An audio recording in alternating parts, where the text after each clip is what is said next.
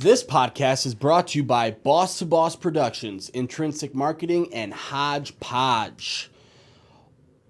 All the services that you need under one roof. That's what intrinsic marketing is. You started a business because you believe in what you do. So let intrinsic marketing bring your product or service to the market. That's what they do best. Intrinsic has the services, tools, and expertise to make it happen all in one place. Web design, social media, copywriting, targeted ads. We're talking design, development, and hosting. Everything you need to get online. Comprehensive social media management services, scaled to fit your needs. Blog posts, articles, sales materials, press releases, online copy, and much, much more.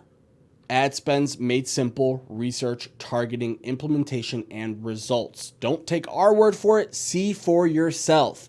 Visit intrinsic.chicago.com. That's INTRINSIC Chicago.com. This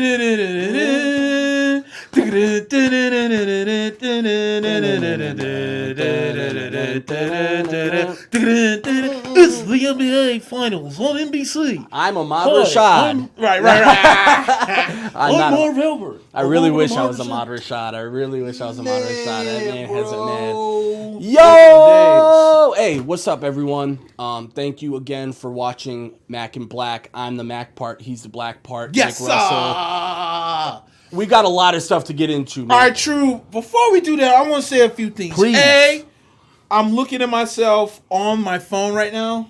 Guapísimo. And this shirt is hot. Hey. As many people know, my favorite color is orange. It's one of the reasons why I'm a Bucks fan in the first place. But I don't really have a creamsicle hat to match this shirt. So, because today is the first day of June, because I'm excited this is June. Yeah. June is the greatest month in the world. I turned the big 3-6 in 2 weeks. 2 weeks from Friday, the 14th. Mm-hmm. So, I'm excited. So, if you was like, I wonder what I should get Nick for his birthday. If you're really feeling that adventurous, I got 2 pieces you give me. Okay. I need a Yankees hat, just a traditional Yankees hat, blue and white, fitted. And my hat size is, hold on, I got it right here. Get us a hat size, please. 7 3/4. Now we know 7 3/4. 7 everyone. 3/4. Okay. Or you give me an old school creamsicle Buccaneers fitted, Which are hot. in the 7 3/4. Yeah. I take either one of them. One of my favorite ugly, quote unquote, ugly uniforms is that creamsicle uniform because it's not really ugly. It's just kind of like it was ahead of its time. It would be cool now in the 90s and 2000s. Yeah, dude. Back then it wasn't really. And the only reason why the Bucks can't wear them is because the Not Fun League decided you can only wear it has something to do with the helmets. Oh, it has something to do with the helmets. So that's like, okay, when the Giants do their throwbacks? Yeah. Well, their Giants color from the old logo or their current logo is no different from the last one. Right. It's the same color. It's just back. Different, now it says NY. Back it says Giants, but apparently the same. I don't know, man. It's stupid. Yeah. The NFL needs to get off that nonsense. Yeah. Why don't you make helmets for the old creamsicle ones so that we can go back to wearing them? They did those terrible color rush things for they're still doing it. Oh my God. So remember the game when we were playing the St. Louis Rams? It was ketchup all bottle red, right, all versus red mustard bottle. Yeah, that was terrible. Like what that genius so came bad. out? I was like, you know what? This is hot in the streets. Yeah, let's get we that should going. go with it. Yeah, it was meme central. Yeah, no, I saw that game and the whole sort of like media storm afterwards was like nobody could see anything and and that it was, to be quite honest, hard to watch at some points. It's like Chris Martinez said, "Did I just basically tell you to buy me a Yankees hat?" Yeah, I'm a Yankees fan. He did. So I want a Yankees hat. I have all Yankees hats. It's just my traditional one has seen better days. Yeah. So it's time. Got a little I wear gotta and get a tear. new one. But It's I his have to birthday get a coming up, traditional- Chris. You Come know what on. I'm saying? Come on, man. I know it's not like this is like October and I'm like, hey guys. Give me just give it to me. We were just discussing beforehand. There's 2 things I want to bring up before we get into the NBA Finals because I know a lot of people want to talk. First off, I want to give a huge shout out, and nobody has no idea where I'm going with this. So, as everybody knows, that I've been doing the keto diet, and it's going really well, to say the least. But last week when I left out of here, I stopped at a Wendy's that's over in Schaumburg, right off of Higgins. I want to give that Wendy's the biggest thumbs up ever.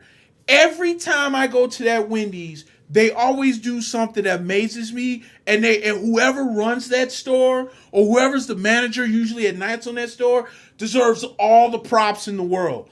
One day before I was doing keto, I was flipping starving, and I stopped over there to get an Asiago chicken ranch sandwich, which is so fat, bro. The chicken fillet hot, the cheese melted. Like, it was all harmony in one sandwich. It's like I ate it and went to heaven for a minute.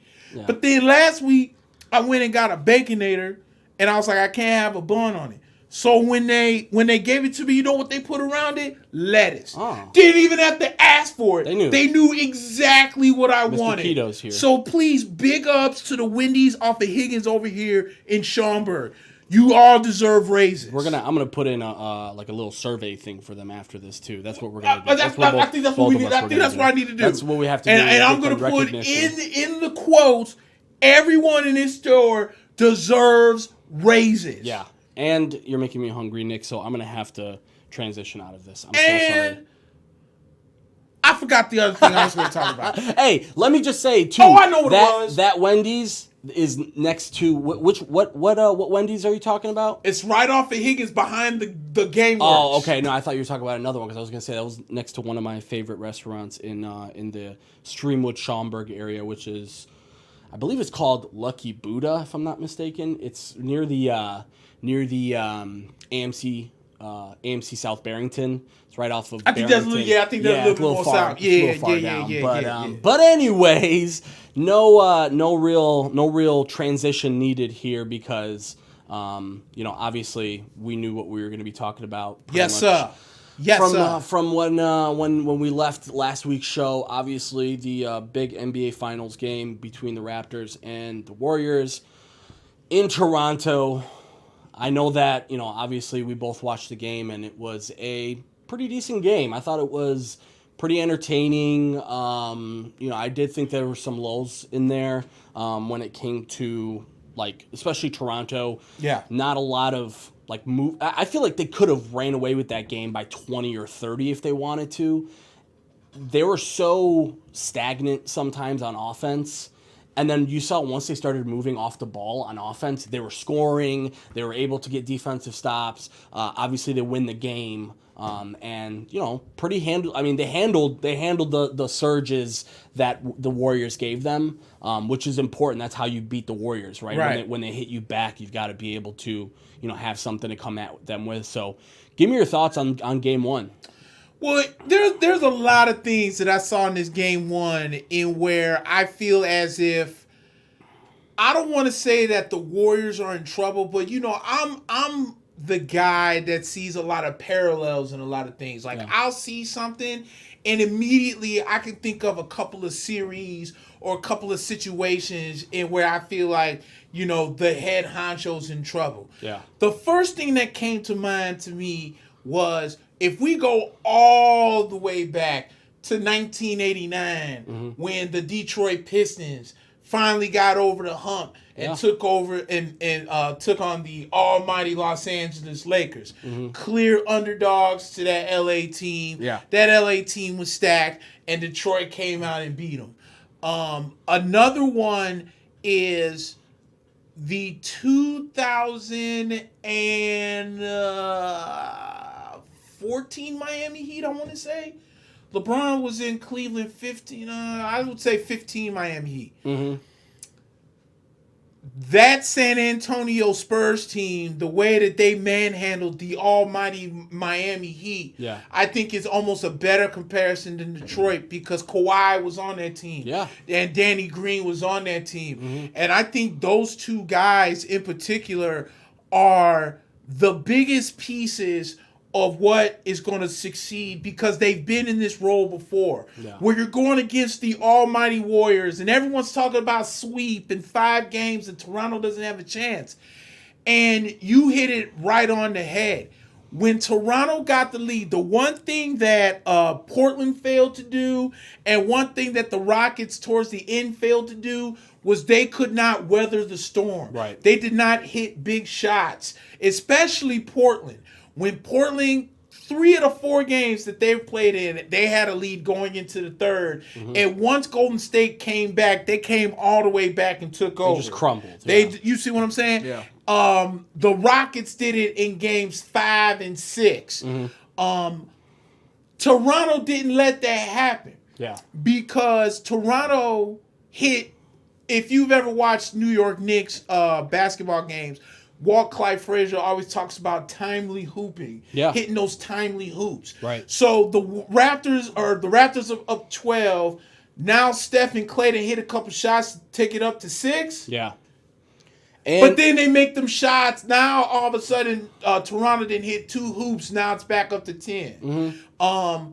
Another thing that I think that they did that Portland failed to do was take advantage of the big guys. Marc Gasol, if he doesn't win Finals MVP, it would be, if the Raptors win, he's not Finals MVP, it would be the biggest travesty. Because I can't count how many times Marc Gasol was in the paint against a guy that's 6'3" and or 6'5" and below. Yeah. There was at one point where I almost lost my mind, and I think he finally noticed it and shot the ball. But I think it was around the 4th quarter they had did a pick and roll. And I think it was either Steph or somebody else was on, or it could have been Swaggy P in a little bit he was playing. Yeah.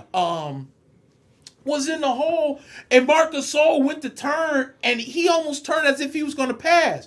And I think he looked and was like, wait, if I got a guy 6'3", I'm freaking 6'11". Yeah. Let me shoot over him. The Warriors don't have the size right now to really compete with Toronto. And that's why I think it's important that Kawhi and Danny Green are on this team, because somewhere they had to sit down and look. We were a good Spurs team going against the almighty Miami Heat team, and we swept them bastards dead out of the finals to where they broke up. Yeah. We have the opportunity to come out here and do the same thing. Yeah. And Toronto was rocking so hard that I felt like the Warriors couldn't get out of their way. That was amazing. And we saw crowd. what happened. Yeah, that crowd is crazy. It was amazing, and the Jurassic Park thing. That's what sports should be, right? Like having just this ginormous amount of people who are lining up at 7 a.m. for a 8 p.m. game, and just so that they can have a shot to basically stand outside in a crowd of like hundreds of people. Crazy passion. Yeah, going back to Marc Gasol, man, we talked about this like ad nauseum in our first couple of shows of like, this isn't the same Marc Gasol. He's not doing the same things. He's not taking advantage of his post presence and this and this and that, and he's not the same guy. And he came out and sort of proved this wrong. He was hitting, shots, timely shots, which is big too. Yeah. I do agree though. He ended up fouling out, and that's partly because they're dumbass 3-2. Yeah, and it's also because he keeps committing really, really bad fouls. I mean, he had 2 fouls, I think, that were just on entry passes to the post, not affecting anything to do with the shot or anything like that. Those are not good, but I have to say, Nick, I'm not as optimistic as you or other people are about the Raptors, okay? I love what happened in Game 1 for them. They did a tremendous job. We talked about this 2 shows ago again. The series doesn't start until the road team loses, right?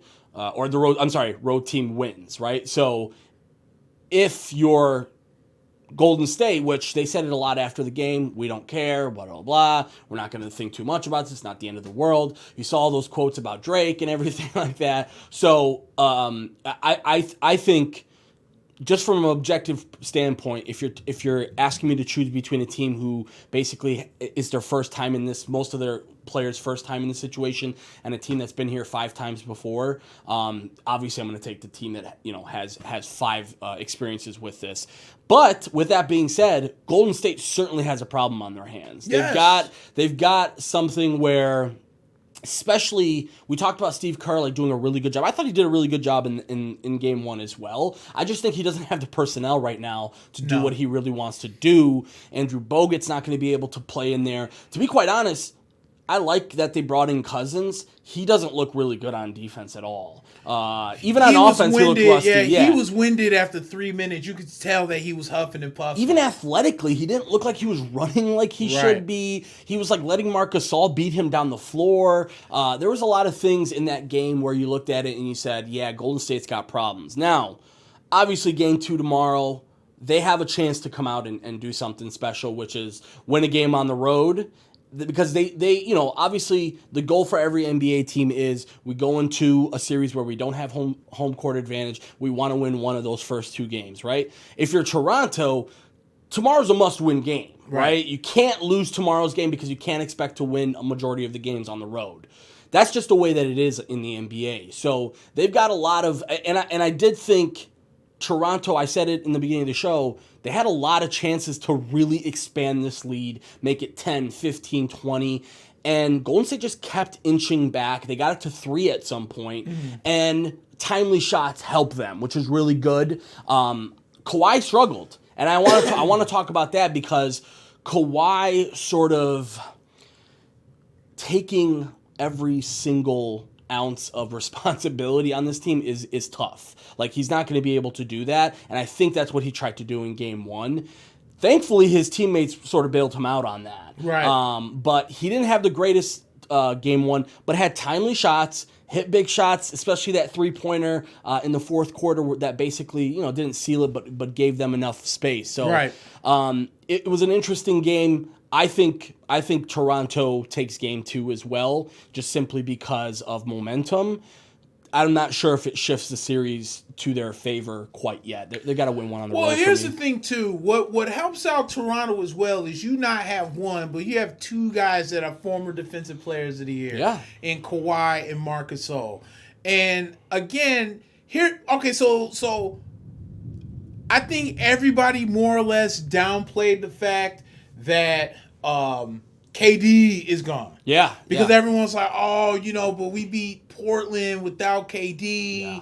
And, this is the 73-9 Warriors and all that stuff that comes with it. But at the same time, that 73-9 Warriors team lost to a Cleveland Cavaliers team in where basically LeBron, for the most part, he didn't do everything, but for the most part, kind of carried them, especially being down 3-1. I just think for me, I think the problem is the Warriors can't let Pascal Siakam go out for another 30 plus the way. And not even so much that he look at it like this. Steph Curry dropped 30, but it was like a quiet 30. Yeah. You get what I'm saying? Yeah. He shot 12 from 12 from the line, so there goes your first 12 points, but then the other 18, a 3 here, 3 there. He's quiet, a couple of 2s. He's going to the hole, but when they're down 15, this, that, and everything else. Pascal Siakam's 30, they're making a surge. Pascal goes against Draymond Green, the greatest defender of all time, as he put it, and got 30 dropped on him. Yeah. Or when Kawhi needed a break, he was still so hot, he was going to the hole. Yeah. He was open for mid-range J's. It's like doing the Euro stepping. He's really agile for a big guy. You see what I'm saying? So the thing is that if Golden State is going to win, someone's going to have to play defense on somebody. Yeah. But I think the thing for me with Toronto is the worst thing that Golden State could have had happen to them was the fact that they came out and won 4 games in a row the way they did against Milwaukee. Mm-hmm. Okay, you get what I'm saying? So you win those 2 games at home like you're supposed to. Then you come out and you steal one from Milwaukee. And then you come out being down by 15 at home and you still there's so much momentum on the back of the Toronto Raptors right now. Meanwhile, on Green Street, and not taking anything away from what Golden State again did against Portland because they did what they were supposed to, and that's beat them as bad as they did. But at the same time, I don't want to say that rest equals rust. I don't really necessarily believe in that, because they're professional basketball players. Yeah. They're going to be ready. We're talking about 3-time champions here. But I just feel like there's so much mo on the back of Toronto that if Golden State can't contain Danny Green and some of these other guys. Yeah. But think about it like this: Kyle Lowry shot like crap too, He did. and they still dropped over. And so did Danny Green to start. I points. mean, he hit a couple that helped them, but he was still cold from the field as well. They needed help offensively, but the difference is it came quicker for Toronto than it did for Golden State. Right. You could see the rust, and I agree with you that rest doesn't necessarily equal rust, but that first quarter after that long layoff is always rough for no matter who you are. Even the best team in the league, best 73 whatever win team would still come out and not shoot as well as they did. Right. I still think again, Golden State they came out with a little bit of confidence, basically saying we're Golden State, we'll be fine. We'll just kind of work our way through these kinks. And Toronto proved that if they work harder, especially off the ball. I mean, the first quarter, they could have been up by 15-20 if they were moving off of the ball. Their offense became so stagnant, and it was so hard for them to find an outlet for one of the one of the playmakers on their team, that I was so happy when Siakam came out in that third quarter and basically took over. Yeah. And he said, all right, I'm going to go, and because it's really tough for them to find offense when Kawhi goes to the bench. Right. They've got to figure that out. And likewise, Golden State's got to figure out a way here. I've said it before, and I know that, I said it to you. I don't think KD's coming back in this series. I think it's smoke and mirrors, the whole game four thing. Game four, so you can't count on that. You got to come out ready to win game two, because that's going to be the most crucial one. Because I think Golden State's confident that they can win at home no matter what happens. So it's going to be an interesting game too, because you're going to see a Golden State team that has their back against a wall, so to speak, and they usually perform pretty well in that situation. So couple of comments from the chat room. Yes, Jamil says rest equals rust, hands down. 9 days since their last game showed. Yeah. My boy Aaron says, honestly, Golden State needs to not turn it over almost 20 times. Yeah. They'll be fine. Clay wasn't on. Draymond was sleeping. Credit to Toronto, but the Raptors played well, and it was 3-point game with 5 to go, and the wheels fell off. Cut the turnovers in half, and they probably win. The did turn the ball over a lot. And that's I want to touch on. I think at one point it was like a 17-5 differential in the turnover. Yeah, and listen, I mean, we both know this. It's easy to say after the fact that, okay, take out that and you win the game, right? Like that's the whole point of the game is that's what happened. Mm-hmm. Clearly, the turnovers are not. They weren't all self-inflicted wounds for the Golden State. Toronto's playing really good defense. They are sound as a unit, and likewise, Golden State is a switch everything team. And when you're a switch everything team with no size, you're gonna have a tough time with guys like Siakam and Gasol. Right. And that's what we saw. And to touch on what my cousin Jamil said, that rust and that sort of, whatever it may be, was gone by the second quarter. Right. That's the huge part about this is people are acting as if they played this terrible game. They didn't. And it scored like 80 points and shot like 20%. Yeah, guys, they came out of that first quarter with a deficit. But I know they all looked around at each other like, dude, we're still in this. We are they probably did better than they expected to do as well. So I don't necessarily see the rust portion of it as an excuse for anything, because I think Golden State broke out of that eventually. Yeah. And they had a really good shot at it. Quite frankly, they just didn't play a better game than Toronto did. Right. That's really what it came down to. When Siakam came out and set that tone in the third quarter, and then you started to see once Golden State's reserves came in, and Steve Kerr played a little bit coy about what he was going to do with Cousins, and they focused on him as soon as he got in the game, and that was a problem for Cousins because he wasn't adjusted quite yet. That was sort of a weird move by Kerr, because you could tell they gave it to him in the post and he had one-on-one. He just threw it right back out, and there was he did make a couple of plays, distributing the ball. I just don't think right now it's anything to say, well, this is a team that should be panicking. No. And on top of that, I think DeMarcus Cousins is scared to get hurt. Like, I think that yeah, I'm seriously, because you just spent a whole year coming off of ACL surgery. Mm-hmm. And then within, 5-10 games, you done tore something in your quad. Yeah. And now that, you come back and they're saying, okay, he's available, but now at the same time, you're like, okay, one false move and I could be. I mean, let's look at your boy. What's his name? Derrick Rose. Yeah. Derrick Rose comes back. The whole ACL injury, and then he makes one simple basketball move, and next thing you know, he has what is it like the MCL tear or whatever it was. And then, it took Derrick Rose so much time to come back and kind of be the guy, that we saw. We saw a lot of the old Derrick Rose in Minnesota at certain times this year. Yeah.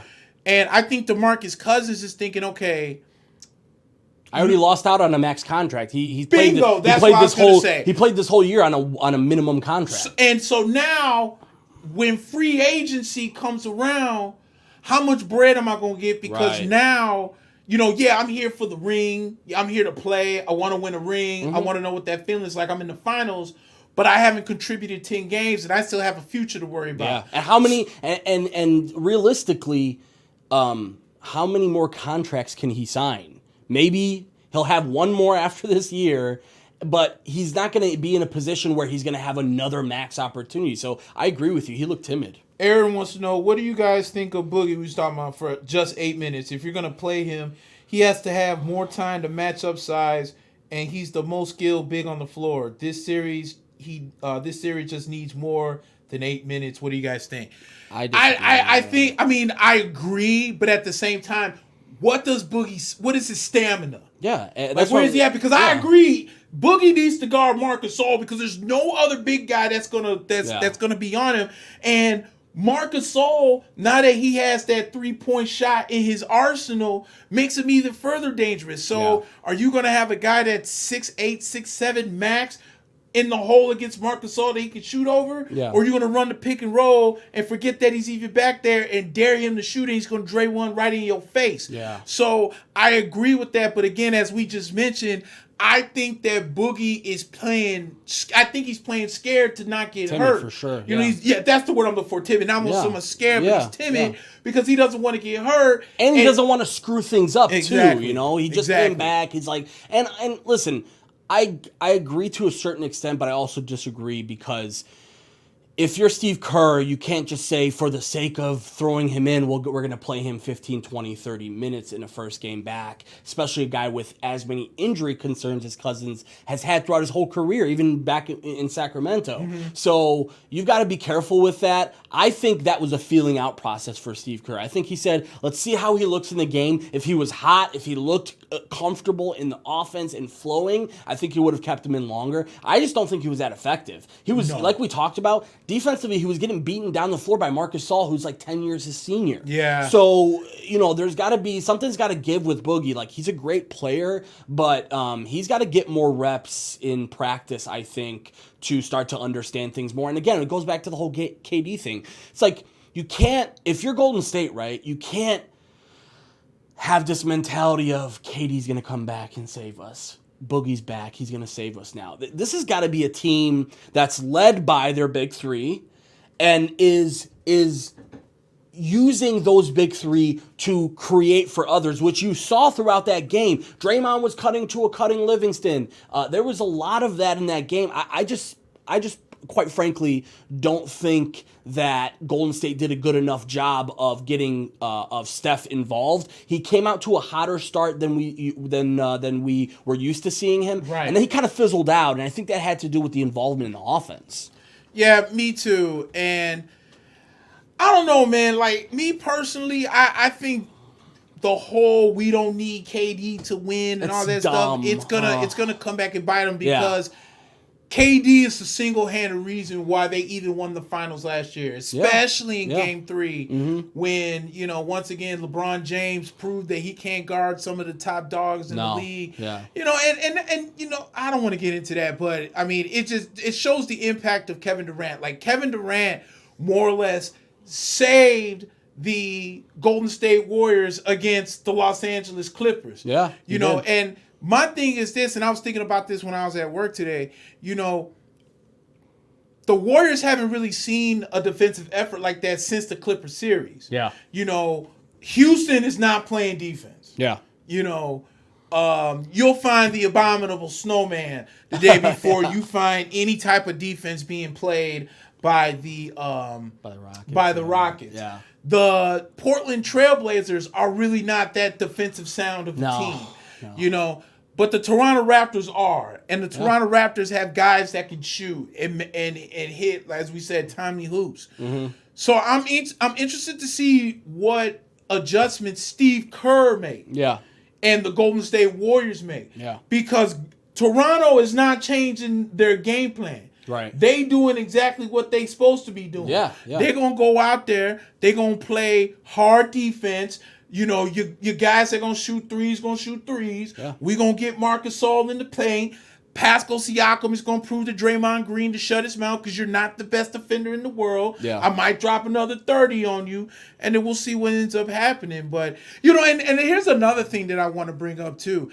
You know, not so much to switch sports, but, you know, before the Bucks released Gerald McCoy, people were asking Bruce Arians about what he thought of Gerald. And he wasn't at OTAs, and Bruce Arians was like, I just want to talk about the guys that's on the court. Oh. Can we please stop bringing up DeMar DeRozan and Dwayne Casey? Yeah. Like, okay, it's over with. It's a pity party at this point. It's the biggest pity party ever. Okay, we know that DeMar DeRozan, you know, loved Toronto. And we know that Toronto kind of said that they really wasn't going to trade him. No. It's a business. Mm-hmm. It's what's going to happen. If I was the Toronto Raptors too, and I had a chance to grab one of the best players in the NBA, or if I'm the Toronto Raptors, I forget what his name is, the Masai GM. Ujiri, there you go, Masai Ujiri. And I'm like, damn. So the San Antonio Spurs just called me and said, I give you DeMar DeRozan for Kawhi Leonard, straight up. Yeah. And Danny Green was in there. And I'll throw in Danny Green in there too. And then they gave that Jakob Poeltl. Right. For cap purposes. Mm-hmm. And you know that Kawhi Leonard could potentially take your team from a second round exit to the NBA Finals. Yeah. 9 out of 10 guys are going to do it. Yeah. You know, everyone wants to talk about this loyalty and all this stuff, and I get it and I understand, but it's a business. Yeah. You're in the game to win rings. They felt like, I don't get me wrong, I think Dwayne Casey got a bad shaft. I do too, I think they should have waited to see what LeBron did. Though, yeah. I would have seen what were they going to do. If LeBron was, I'm saying Cleveland, we can't have you no more. You can't beat him. We got to let you go. Yep. When you let him go, let's see what you do without him. Maybe you can get us there. But he's not there anymore. I'm tired of hearing about DeMar, and I'm tired of hearing about Dwayne Casey. Part of the reason for that is this media circus that surrounds the finals. Yeah. 5 days before the finals, you've got guys who have to do 20 minutes of press for no freaking reason. So, and I have a friend who's from Canada who basically was like, I like that we're in the finals, but like I feel like we could have done this with DeMar and Dwayne. And I go, and I asked him, do you honestly think that this team without Kawhi could have gone this far? And he kind of hesitated because he knows that Kawhi was the main reason why they've gotten past the last four teams that they have. So it makes no sense to continue to harp on that. Let me give you a small story. As many of y'all know, I've been a Yankees fan since '95. I remember the day when I guess Brian Cashman was still GM. However, GS3 was running the show. And I remember when Steinbrenner traded David Wells for Roger Clemens. And Yankees fans were pissed clean off. They were like, Roger Clemens is not a real Yankee. He used to play for the Red Sox. He's piece Toronto, of crap. Yeah. We love David Wells. He's a true Yankee. Blah, blah, blah, this and that. And the Yankees still went off and won 2 championships with Roger Clemens at the helm. It's like, what do you value more, winning championships or having a favorite player on the team? Thank you. It's dumb. Thank you. It's dumb. And it's also a complete disrespect to Kawhi. It's like the guy, and I know Max Kellerman said he's the best player on the planet right now. I don't believe that. But he's proven to be one of the top players on the planet for sure. And I think a lot of people, especially, listen, sports in general is a what have you done for me lately type of business, right? When Kawhi misses a whole year and a half And you start to hear things from the Spurs, and I know it didn't come from Pop, but it came from a lot of people in that front office and that media who said, well, Kawhi's healthy, he just doesn't want to play, and, oh, well, he's tweaked, he has a couple tweaks here and there, and he doesn't want to play, and I think that hurt Kawhi. I think Kawhi said, screw these guys, I don't want to play for them anymore, and when he got traded, I think the thought process was, well, we don't know what Kawhi's like. We don't know if he's going to be able to be the same player as he was because, knee injuries, you and I both know knee injuries are career records. Yes. So when somebody tells you I've got a chronic knee injury and I keep tweaking it over the span of a year and a half, that's a major issue. At the same time, listen, DeMar DeRozan's a great player.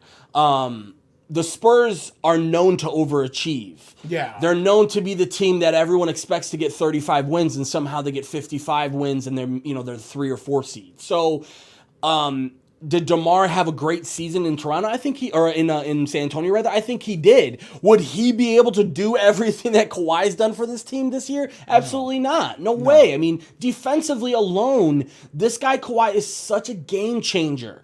The ability that he has to play 1 through 5, basically guard everybody on the floor, be smart about it. His IQ is, and one thing that Draymond doesn't get enough credit for is his IQ and being able to know what's going on around him. And Kawhi has that same sense to him. He's not like a jump out the gym guy. He's not gonna be the guy that's gonna be an automatic scorer. He's not necessarily even a great shooter. He's a good shooter. He's not known to be a guy that's gonna go out and kill you with his shooting. He's just so smart, so athletic with his with his movement. He's got a good, I like this term, economy of motion. He knows that I'm not gonna expend my body and my energy doing something that doesn't have anything, that it doesn't have any effect on what's going on the floor. Right. So I thought that one thing I do want to mention though, that first quarter for Toronto, that thing that really frustrated me is they shot 14 threes. Oh yeah, dude. And I think Golden State looked at that and went, yes. Because they're going to try and come out and just play 3-point ball with us, and we're going to win that every time. True. And then when they started moving, then you started to see Golden State having problems guarding them. So Toronto can't do that without Kawhi. He's a very, very big part of that. And let's be honest, I'm a fan of Fred VanVleet. I think he's a great player. He did a tremendous defensive job on the both of the guards for Golden State, but it's going to take a lot more than just chucking up threes to beat Golden State. True. That's why I'm saying Marc Gasol, and I know Marc Gasol has chucked some of those threes. Yeah. But that's why I'm saying Marc Gasol is very important. And that's another thing too.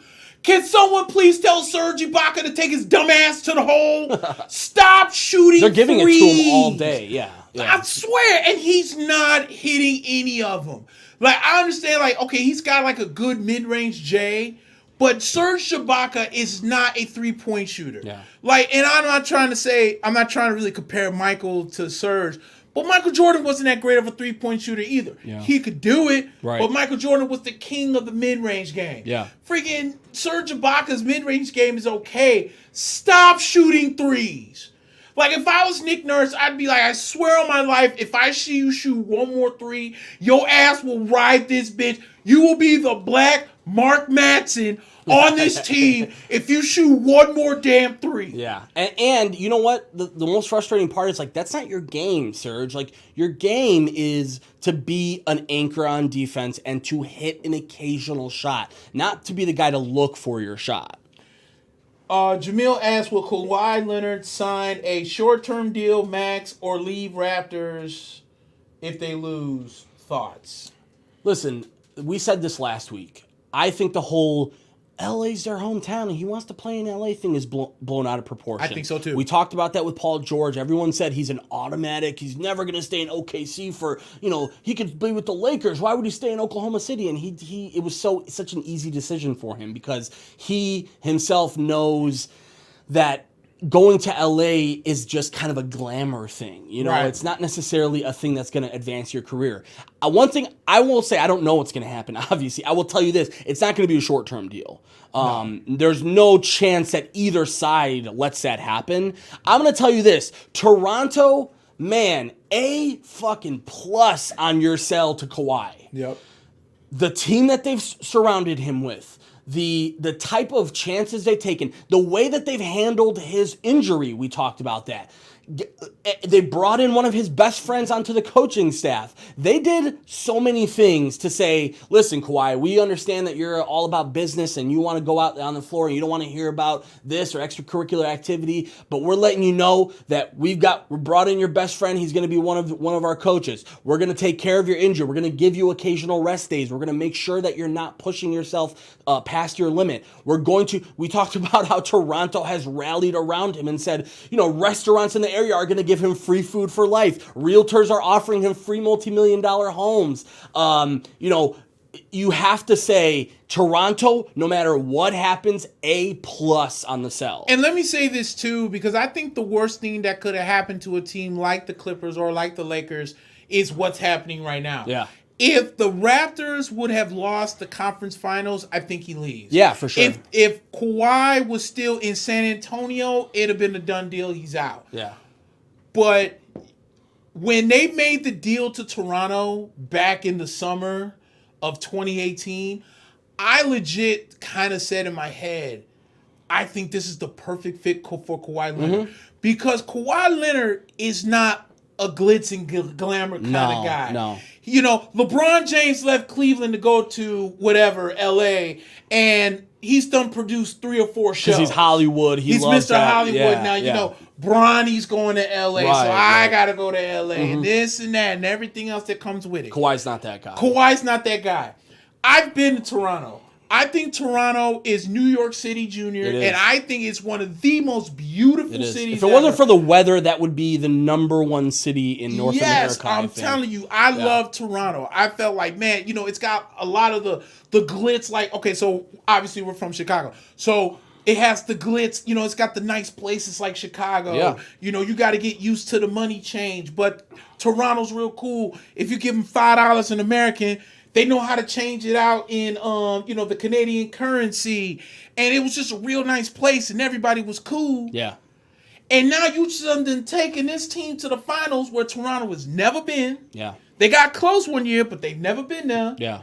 And for a simple guy to be in a simple city to play for a simple team, I think it's up Kawhi Leonard's alley, and I don't see him leaving. Even if they lose the finals, I don't see him leaving. Because he's not going to go to the Los Angeles Lakers because they're a mess. No. And the only other team that makes sense to me are the Clippers. Maybe, yeah. But again, that's another thing where it's like, yeah, it's Los Angeles, but the Clippers don't have the same flair as the Lakers do. I'm so glad you mentioned that, Nick, because I read something over the week that really, one of the first of all coolest things I've ever seen when it comes to a team trying to pitch a player. So I don't know if you saw this, but I wanted to send this to you, but I think I was at work. I saw that the Clippers were trying to buy the rights to the claw logo.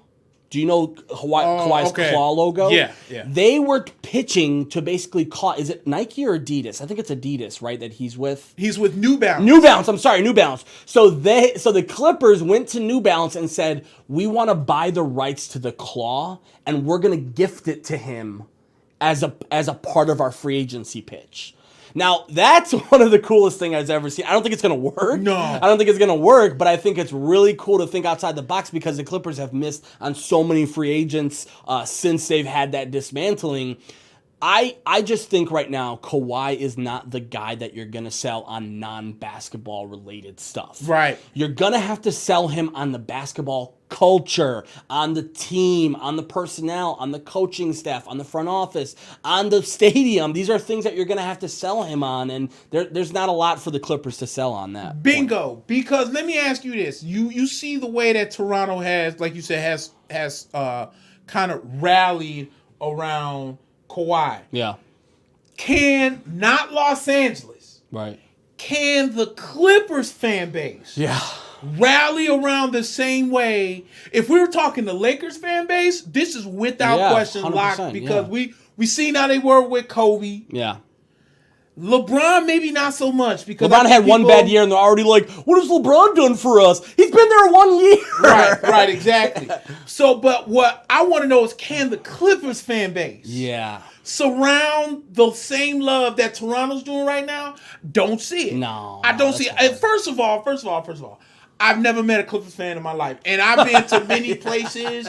And so it's true. like when I went up to Milwaukee to Miller Park. For some reason, it's just so odd to me that there are Brewers fans and lots of them. Yeah. I don't know why. It just blows my mind because you figure, that's so true, being in the top 3 market in America, you've seen fan bases travel. Cubs fans travel. Yankees fans travel. Red Sox fans travel. Yeah. Dodgers fans travel. Even Angels fans even though they're not really LA, they claim LA, they travel. You've seen some of these fans travel. Mm-hmm. You sit up at Miller Park with like 30,000 Brewers fans putting ketchup on hot dogs, and you're like... I love that's the worst thing that they can do. I went up there, and they're just draining this crap in ketchup. I was like, excuse me, sir, if I don't mind, I don't mean to be rude. Yeah. But is that a hot dog you got right there? He's like, oh, man, this is one of the best dogs out here in Milwaukee, sir. Oh, Lord. And I'm like, are you putting ketchup on that? Hell right. Something to that extent. If I was able to slap a hot dog out of somebody's hand without being arrested or thrown out, wham! Walk to my seat. My favorite thing to tell people who put ketchup on hot dogs is like, do you need a bib too? Like, I can get you a toy if you need help. Like, it's such a... If you're 4, you put ketchup on hot dogs. Yeah, dude, and we're talking grown-ass men and women are out here talking about... yes, I like mustard and ketchup on hot dogs. What's up with that combo, too? What's up with that combo? Like, if you're going to put... Yeah, no, please don't. Yeah. No, but also, let me just say, to speak on Kawhi, right? Right. When it comes down to it, and I saw a video that leaked, I don't know if you saw this, but it was a screenshot of Kawhi's, I want to say either sister or cousin was celebrating on IG Live, and one of his uncles in the background goes, well, he still ain't staying though, or something I something like that. Yeah, so listen, I do believe the seed is planted, rather. I do believe that Kawhi is going to look for long-term possibilities, but let me say, if you're Kawhi's people, right, and you're going to this pitch meeting with the Clippers, or you're going to this pitch meeting with the Lakers, or, we know that there's a couple other teams who may or may not have the space. I know the Knicks haven't been in the talks for things because I think they're focused on more of the KD route. Yeah. But if you're Kawhi's people and you're going to these pitches and you're trying to pitch the guy who's basically a robot, let's be honest with each other. This guy is an extraterrestrial being. He's not like anything we've ever seen when it comes to an NBA player. The guy doesn't give a shit about if people like him. Right. He doesn't care if people think he's entertaining. Right. He really doesn't have any sort of overbearing emotions towards one certain thing. Right. So when you've got a robot like that, how are you going to convince... How is Kawhi's people going to convince him after those meetings and say, this is a better spot for you than Toronto right now? After everything that's happened this year. And let's be honest, Toronto isn't playing their best basketball right now. They still have a chance to play their best basketball. And they could win this series. I just personally think that the pitch is going to be so hard to get him out of Toronto. Let me give you a parallel to that. And this name just popped in my head. Let's remember what happened when Tim Duncan first. That's right. His first free agency. Yeah. It was the same nonsense. With the Magic and And I'm talking about they was pitching him so hard. Come with Grant Hill. Yeah. And I was T-Mac, T-Mac I think was still he was a free agent too. Yeah. So it's, man, we can bring in Grant, we can bring in T-Mac, we can bring in Tim Duncan. They put Tim Duncan on the billboard with the Magic and everything else. And the man stayed in San Antonio. He's got pleated khakis. He's like, no, I'm good. He's cool. It's a cool city. Why would I leave? But just like Carmelo did with the Knicks, same thing. In a sense where, okay, I'm a free agent now. I've never been a free agent. Yeah. So I'm going to go around, listen to everybody's pitch and see what I'm doing. Sure. And ultimately, he stayed in New York. Yeah. And it's the same way with with Tim Duncan. Yeah. And Paul George did the same thing. Yep. So now you got Kawhi Leonard, who's in a really good spot. Mm-hmm. He's in a really good situation. Mm-hmm. He might go and listen to everybody's pitch, and they're going to be like, yeah, come here, do this, do that, blah, blah, blah, this and that and everything else. And be like, man, I'm cool in Toronto. I just want to see what everyone's pitch is. Yeah. And I don't think with Kawhi, I don't think it's necessarily the money when it comes to No, Kawhi hell, Leonard. this guy drove a Bronco. He had millions of dollars in his bank and was driving the same car since college. Exactly. And I just think that it's, where am I appreciated? He didn't feel appreciated in San Antonio. Not so much by the fans. He didn't feel appreciated by the organization. Yeah, front office. Toronto took a risk. They've gone far. They could ultimately win this NBA championship. And I just don't see him saying, well, I need to go to Los Angeles because that's where I'm living. Or I love, to me, seeing what I've seen out of Kawhi in press conferences, interviews, and just watching him over his career, I don't see a guy that's like, yeah, I really love this pitch for LA being, I get to be in commercials and build. No, that's not the guy that he is. Right. And I think Toronto has done a tremendous job. Like I said, man, A+ to the Toronto Raptors organization, fan base, everything like that.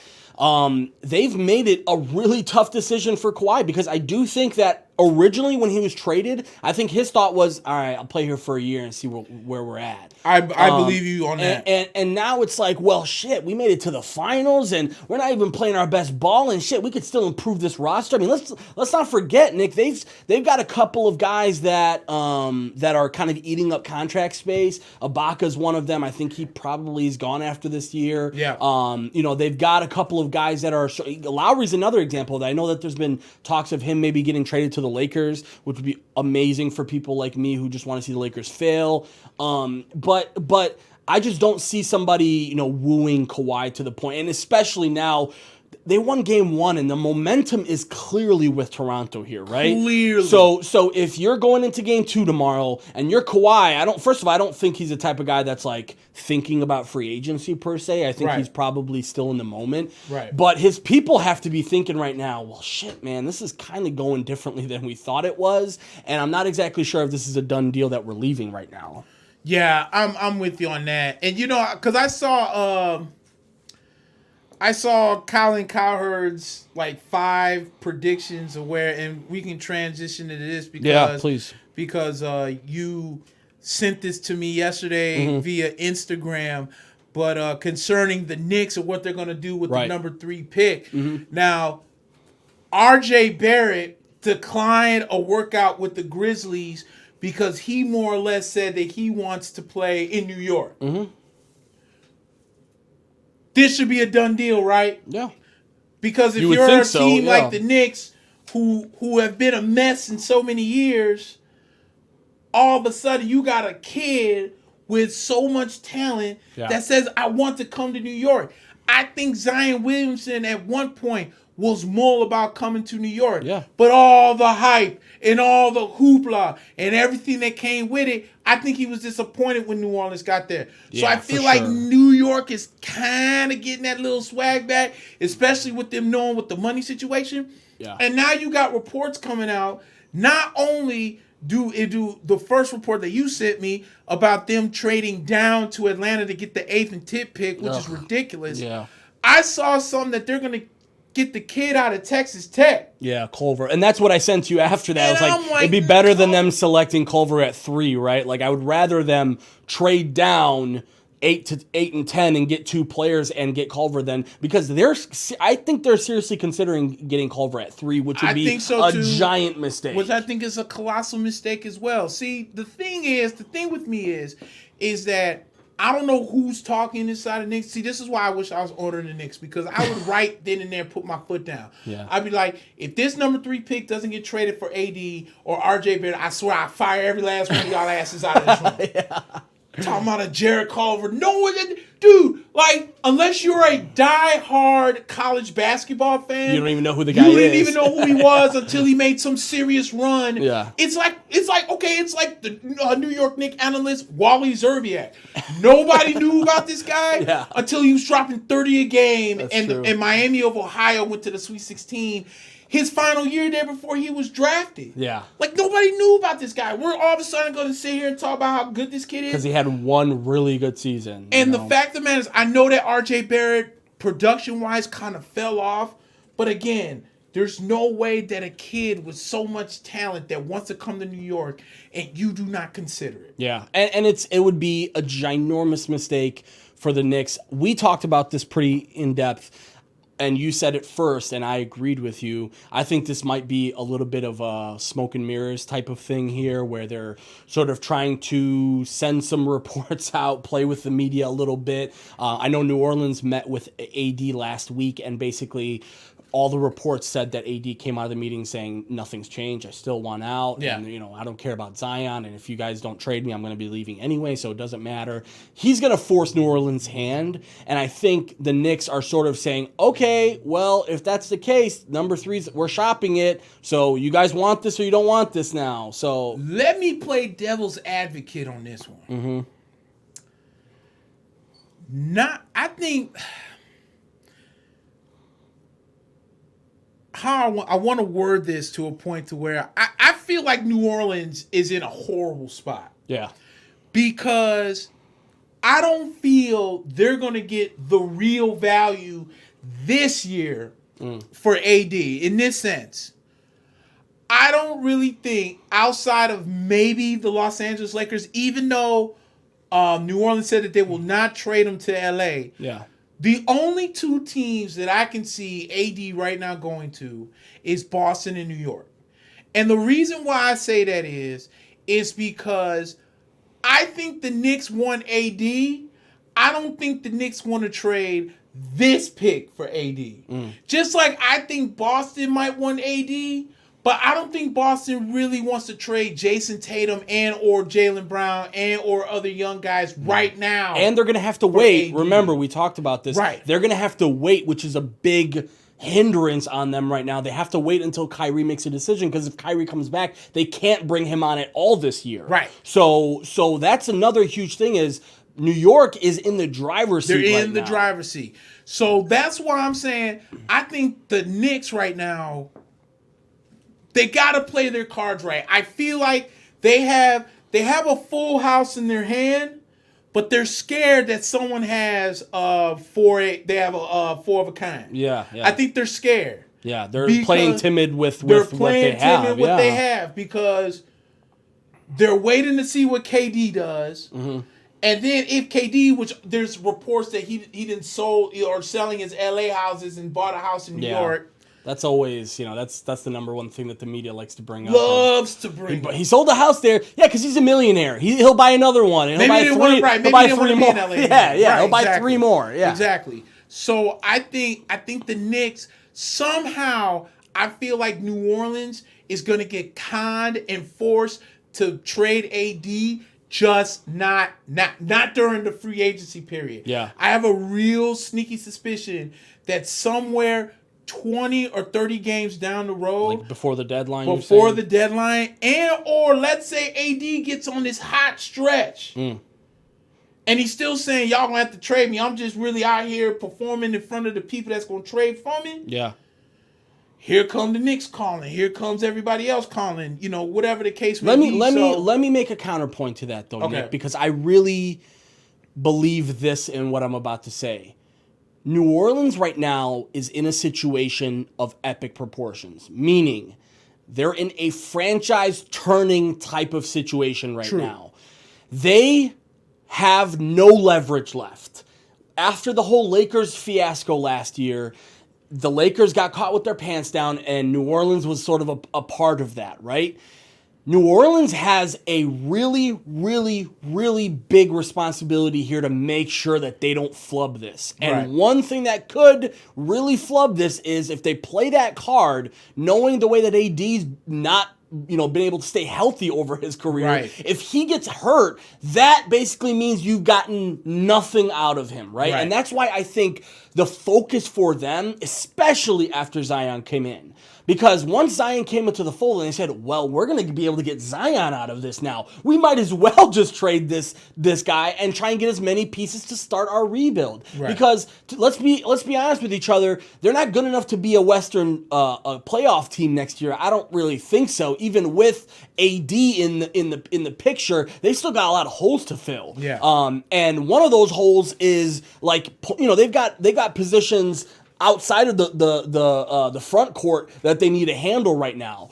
So to me, if you're New Orleans and you play that game and you say, hey, let's wait it out and let his value build. Well, what happens if you wait on that and then all of a sudden, next thing you know, AD gets hurt in the first 10 games, and you lost him for nothing. So they've got to play a really diligent game here over the next couple of weeks, especially leading up to the draft. I think they would like to be able to get a draft pick out of this trade no matter what.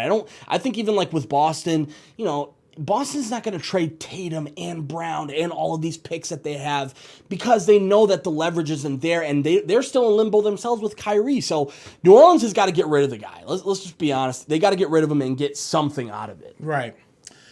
Are you moving, removing, or need space? Hodgepodge of Chicago has you covered. Home, business, office, industrial, retail, or construction sites, Hodgepodge does it all.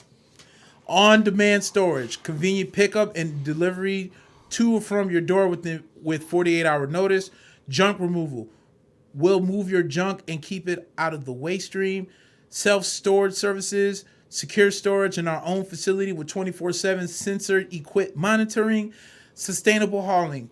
By repurposing, donating, or recycling the refuse we collect, we break the cycle of waste and help others in the process.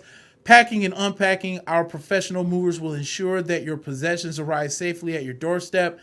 And moving protection, bonded and insured for your protection. If you're looking for moving and storage, choose Hodgepodge. Your unwanted items don't just end up in a landfill. They're donated to people who need them. So go visit gohodgepodge.com. Again, that's gohodgepodge, HODGEPODGE.com. And yeah, no, I agree with you on New Orleans.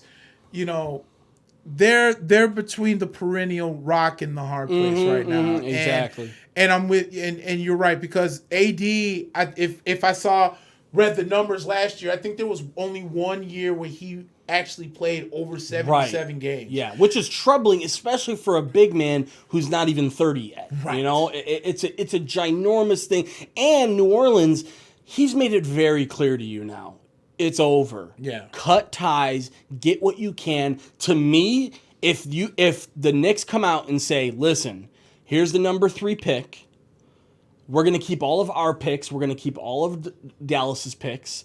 The number 3 pick is the only pick you're getting out of this. Choose 2 players on our team, not named Mitchell Robinson. Yeah. And go ahead. Take them.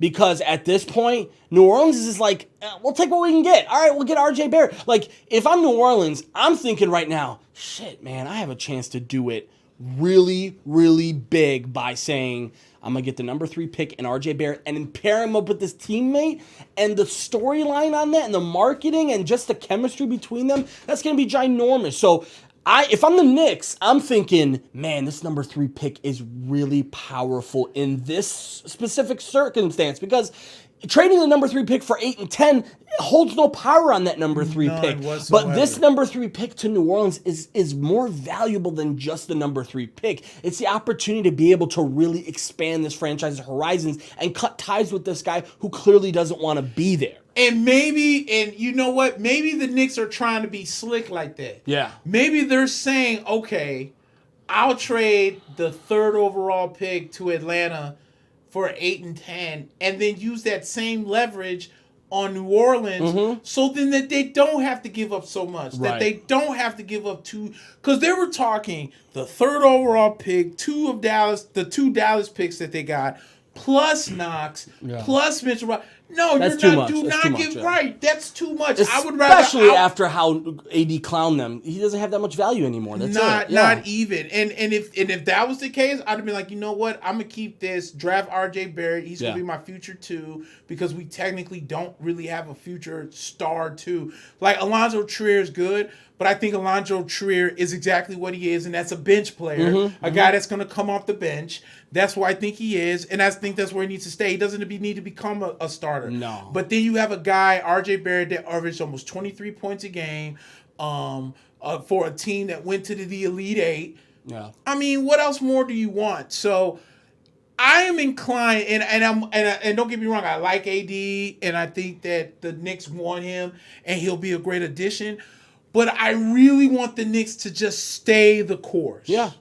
I want them to stay the course because, as I mentioned before, all they needs to do is look what happened right across the way. It took Brooklyn so many years to get to the point where they are now because they made terrible deals and put themselves such behind the eight ball. Yeah. It took them years to really suck, and you have to trade for D'Angelo Russell, and you got to get rid of this guy, and you just have basically D'Angelo Russell and a bunch of guys with Kenny Atkinson as your head coach. But as they gel, they became the 6th seed in the playoffs. Yeah. Well, here's the same thing with the Knicks. Okay, yeah, if you're gonna go out there, you're gonna get what's his name, KD. Fine. There's a good chance you could either get Kemba Walker or Kyrie because there's talk about Kyrie might go to Brooklyn, and they're going to use D'Angelo and Kyrie as the 1-2. Yeah. Think that's a terrible mistake? I think so too. I'm not exactly sure about why they were thinking of that because they tried that experiment with Dinwiddie and Russell, and it doesn't really work out. And it doesn't really work, Yeah. right? And it's not going to work with Kyrie. But if Brooklyn wants to screw themselves, Go ahead, with that, go right as ahead. a Knicks fan, knock yourself out. But the Knicks have money to play games, so if KD becomes your centerpiece, now you still got enough room to bring in another max contract to bring in somebody that's going to make this team attractive, and you still got the 3rd overall pick, and you still bring in freaking RJ Barrett, and you still have him be your 2 guard. So you're going to tell me that your future could end up being a young RJ Barrett, a young Kevin Knox, Kevin Durant, and Mitchell Robinson, and here's where the Knicks even get better leverage, because let's say they don't spend all the money this year. Let's say they don't. You still got money going into next year. Yeah. AD don't stay. He's a free agent. So let me go ahead and just throw the rest of this money. Yo, AD, Anthony, bruh. Yeah. Come here. I got Kevin. I got KD. I got KK. And I got RJ. I just need AD. I got a lot of 2-letter names. More letters, yeah. I need another one. Yeah. And I'm just saying, the Knicks... See, that's why I'm telling Knicks fans, stop being so damn stupid. Yeah. We didn't get Zion. Oh, the Knicks are cursed. Shut up. We're in a great position at 3. Yeah. Yes, we don't get Zion, but 3 could be AD. You could be the Bulls. You could be looking at number 7 You could right be now. the Bulls, Suns, and Cavs who all have to be kicking themselves in their ass for being in the situation that they're in. It's not that bad. It's just breathe and let it go. Yeah, and the number one thing that came to my mind when I saw the trade rumors about going back to 8 to 10 is this team trying to rebuild now? Like, they have a chance to come out next year and be a contender. That's the huge part is like, if you're trading number 3, you're telling me I value having 2 more prospects than having 1 really, really good prospect. That to me means we're going to go into rebuild mode. Well, why? You have the money to spend. Right. You have the people. You have the infrastructure already there with some players. You've got a good coach in Fizdale. To me, man, it's a really the Knicks are in a crucial time of their franchise here this year. Yeah, I agree. If they strike out on KD, and if they strike out on Kemba, and if they strike out on Kyrie, which I'm going to say this is possible. It's possible they strike out on all 3 because KD, we don't know what's going to happen yet. Yep. I think Golden State's playing a lot of smoke and mirrors games too with this whole free agency thing. Now that Klay can't get the Supermax, why would he even, think about leaving at this point to maybe jeopardize his career, his legacy? I don't know, man. I think the one thing that really pisses me off is when teams stay in that basketball hell that we've talked about, right? Not good enough to be a championship contender, not bad enough to be, in a good spot next year. These Knicks are in that spot right now where next year, if they aren't able to have a formulated plan that says, okay, this is exactly what we want. That's why I think it's so crucial for them to just get AD, because getting AD is such a good domino piece to fall for them. Once they get AD, they can say, okay, we've got our young core, we've got AD, and we've got max money now. Who wants in? KD, you want in? Kyrie, you want in? now you can start to field some serious offers. But right now, as the team is currently constructed, it's all speculation. We're only assuming that KD. I mean, I know that both of us have read a lot of things that said KD is very certain that he would love to talk to the Knicks and find out what their situation is. To me, man, you have to really force KD's hand on this and say we're gonna go out and find the help. Again, I don't necessarily know what they're going to do with this number 3 pick. I don't think that's the make or break per se. I think the make or break for them is you got max money. You can't hope that next year a free agent's going to come out and be available to you. You've got to live in the moment, especially the Knicks, who, again, you don't want to be in basketball hell again next year. The Bulls, trust me, have been in that position. They spent 3 years with, Jimmy Butler and Dwayne Wade and all these guys trying to be just good enough to make the playoffs, but never good enough to even come close to being in the finals. So it's a huge thing. I don't want to stray away from game 2 too far because I do want to get back into NBA free agency and draft, but I do want to talk about the game tomorrow, Nick. So first and foremost, I'll get your pick after this is done, but give me your keys to the game tomorrow. Obviously, Toronto's at home. We talked about it. Lots of momentum coming in. It's a big game for them because they need to win this game. Because if they lose tomorrow, it's not exactly going to kill their chances. But a loss tomorrow is it's a train stopper. Right. So what are your keys to the game tomorrow specifically for Toronto? For Toronto, I think they need to really repeat the same things they did in Game 1. Yeah. I think Pascal Siakam was huge in Game 1. Do I think he's going to repeat his performance? Yeah. Maybe not necessarily because I think that Draymond Green is going to make the adjustments on him. I think that's going to be his guy between him and Clay. So I think there's going to be a lot of focus on him. Yeah. But my key is once again, it's got to be Marc Gasol. He's the biggest guy on the court. Yeah. I think a lot of the offense necessarily needs to be put on through him because, as you mentioned, Kawhi Leonard in the Philly series and in the Milwaukee series pretty much put Toronto on his back. Yeah. And he's not going to succeed if he's going to keep doing it. No.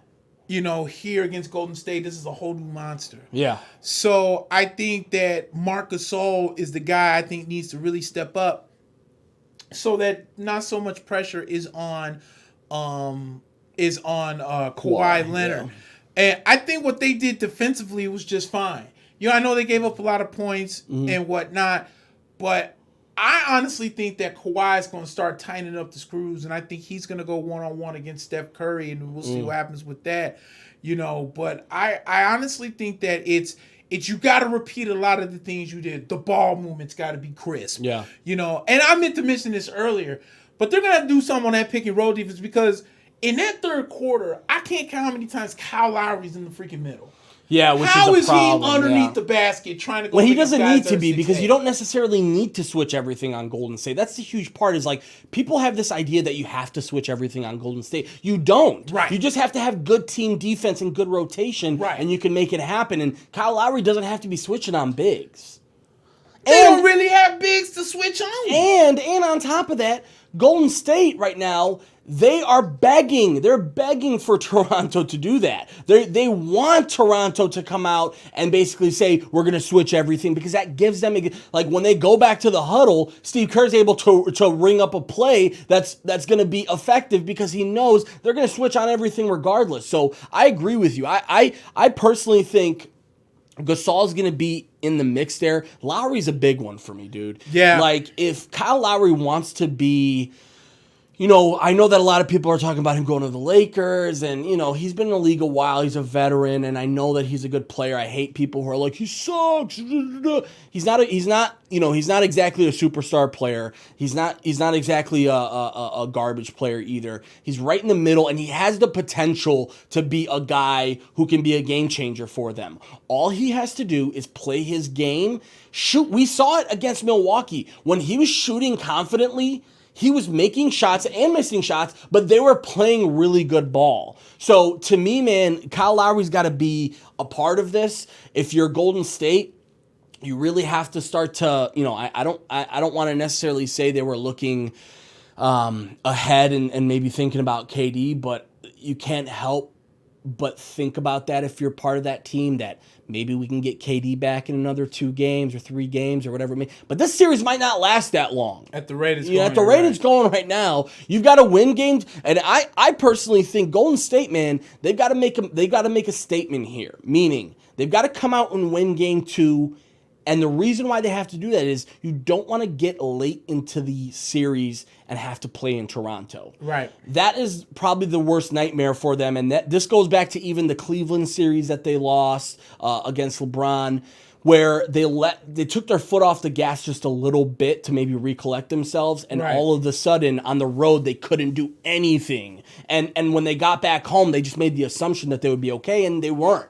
So same thing with Golden State, man. I think my heart is telling me Golden State's going to be able to bounce back, but my mind is really thinking about the logistics of what happened in game 1 and how Toronto can replicate that pretty easily. Right. They do have to come out and make adjustments. Let's be honest, because Golden State's going to be well prepared for what they're going to do tomorrow, so they're not going to be falling for the same tricks that they did in game 1. I think Toronto just gets it done because of the home court advantage, the ability to basically control the game, slow down the game. If they can stop with this 14 3-pointers in a quarter and stop trying to play Golden State at Golden State's game, I think they win the game. And you know what else Golden State can stop doing? Can Golden State stop crying after every call or non-call? Yeah. Sweet mamacita. Every time Draymond gets a foul, this is how you know DeMarcus Cousins is not informed. Because when he got called for a foul, he just did this. Usually DeMarcus is, what? That's BS. Yeah. It's also because remember Draymond came out and said, yeah, like I watch myself on the TV and like I look like a crybaby, so I don't do that anymore. And then like in game 1, he was doing that. He was complaining. On that one foul was like the last couple of minutes left. He was over there throwing his hands. And I do want to say this, Nick, because I don't want to make excuses for Golden State. I think the officiating was really bad in that game. I think there was a couple separate circumstances where the refs made a couple of calls that they shouldn't have and probably only made them because they're in Toronto. That's a problem for me, man. That happens in the regular season. We both know that. That's probably going to happen. In the finals, it can't happen. It's got to be more objective. To me, there was a foul at the end, an over-the-back foul that didn't get called within the last minute, and that basically sealed the game for them. So do I want to say that the reason why the Golden State Warriors lost was because of refs? No, absolutely not. They lost that game. The refs need to be better, though, too, man. And the refs, I just want to say this about refs in general in sports. Can we get some younger guys in there? Can we get some fresh blood in there, man? Can we get some guys who have played ball in the last 10 years? To have these 60-year-old old white dudes and old, I don't necessarily think it's an age thing. It's just like I want guys who have played ball. And on top of that, we got to listen to how Dick Lavetta is. Yeah. He's 89, but still can run 5 miles. A walking skeleton. And it's yeah. Man, I want some younger, fresh blood. Some of these guys in the NBA, man, it's like, I understand that you have the experience of officiating a lot of games, but to me, man, and this goes towards the NFL and MLB, the umpires in baseball right now are killing me. These umpires, they don't have any discipline method. There's no after a game, a player goes into the clubhouse and he looks at the stat sheet and they say, you missed on this pitch, or you did, you could have hit this one, but you fouled it off, or this and this. And there's no sense of accountability for these umpires. Right. Umpires missing calls by 6 to 8 inches. Oh. And next thing you know, somebody gives them what the hell? And they're tossing that guy out of the game. It's like, man, we need guys who are fresh blood, who have played the game, and we need to have a better system than just saying, this guy's done it for 20 years, so let's throw him in there. He's got the experience. Like a Joel West. Please, why is Joe West still in the CB Hernandez, CB Buckner, CB Buckner? These guys, CB Buckner's so terrible. The number one thing that I love about baseball is the fact that, majority of the things that happen on a baseball field really can't be affected by the ref, right? There's no fouls like there is in basketball. There's no penalties in the middle of the play like there is in football or in hockey. Baseball should be played by the players. Yeah. And if you're going to call balls and strikes in a certain way, I understand that. Some umpires don't call high strikes. Some umpires don't call low strikes, but they're consistent with it on a really consistent basis. They know that pitch is never going to be a strike in my world. That pitch is never going to be a strike in my world, up or down. CB Buckner is another one of those guys that's like, just can't wait to get behind the plate so he can make it about himself. Yeah. Like he wants to be, he's the guy that's like, ugh! It's like, yo, first of all, we don't need that anymore, man. Like, this isn't about you, bro. Like, this whole shenanigans about, like, umpires love, throwing guys out of the game for no reason because it just puts the cameras on them. It's like, get out of here, man. This is about the players. So, I'm sorry. I'm frustrated by officiating in all the leagues right now. I don't think the NBA, I don't think the game one was that bad, but they missed calls. And to me, man, you've got to have... But you know what? At the same time, that's the human element of it too. Though. Yeah. Like as frustrated, I agree with you on your frustration with Major League Baseball umpires. There are some just terrible umpires, and what makes me so upset is that for whatever reason, I know what it is. When it comes to baseball, when you get the call wrong and you argue, you have the audacity to throw me out because you made a mistake. And it's like clear, if like I want to petition for this. I'm being 100% honest about this. Every baseball broadcast has the K zone, right? Yes. Everyone. Now, if we are in a baseball stadium, I want to see that K zone in center field. Yep. I want to see a big box, and every single pitch that comes, I want to see where it is in relativity to that box. Because I want the umpire to be able to see, shit, I missed that by 6 inches, or man, next time I see that, I saw that wrong. You're right. There's a human element to this, but god damn, man, are we gonna have to get robots back there to make this, to make this some more? Whatever happened? Weren't they supposed to have some kind of like, now I don't want to say sabermetric, that's what I'm thinking of, but like something that was in the umpire's hand, so where if the ball did go into the zone, it would buzz his hand to let him know that it's a strike. Yeah, and I thought they were doing that for a while. And they veered off the course of that because they added in instant replay, which it could have been one of the worst decisions that they ever made, because instant replay, first of all, do they change some calls that need to be changed? Yes. Right. But it's such a hindrance to the game sometimes. You shouldn't... The whole point about umpiring, right, is you have to have this laser-like focus to be an umpire. Right. That's what being an umpire is about. Right. Saying to yourself, I don't need an AI to see that guy got under that tag, or I don't need to see, the K zone when I know that curveball hit the top of the zone and dropped in. So to me, man, there's a lot of problems right now when it comes to officiating across the board. I just think in the NBA, it's a little bit easier, to be quite honest. I know that there's a lot going on, and you've got, I think they need more refs on the floor. I think that might be what it is, because... But where are you going to put them, though? I don't know. Because you have one running one sideline, you got one running the other sideline, and you got one necessarily on the I personally think you can have somebody...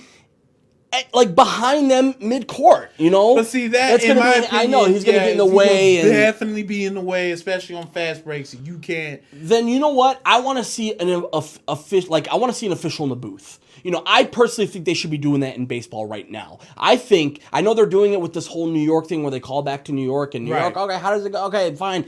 They should have an umpire in the booth every single time. If not to make calls, to buzz down to CB Buckner and Joe West and the rest of these idiots in the middle of the inning to say, you missed that call by 6 inches, and that affected the whole inning, and that affected the way that the team, let's be honest, man, one strike can be a game changer. A one strike that's not supposed. A 3-1. You know, there's one where Lucas Giolito, who's been pitching like a Cy Young Award winner. Yeah, he has. Before he hit that stretch, he was pitching really well in the game. It was 1-1.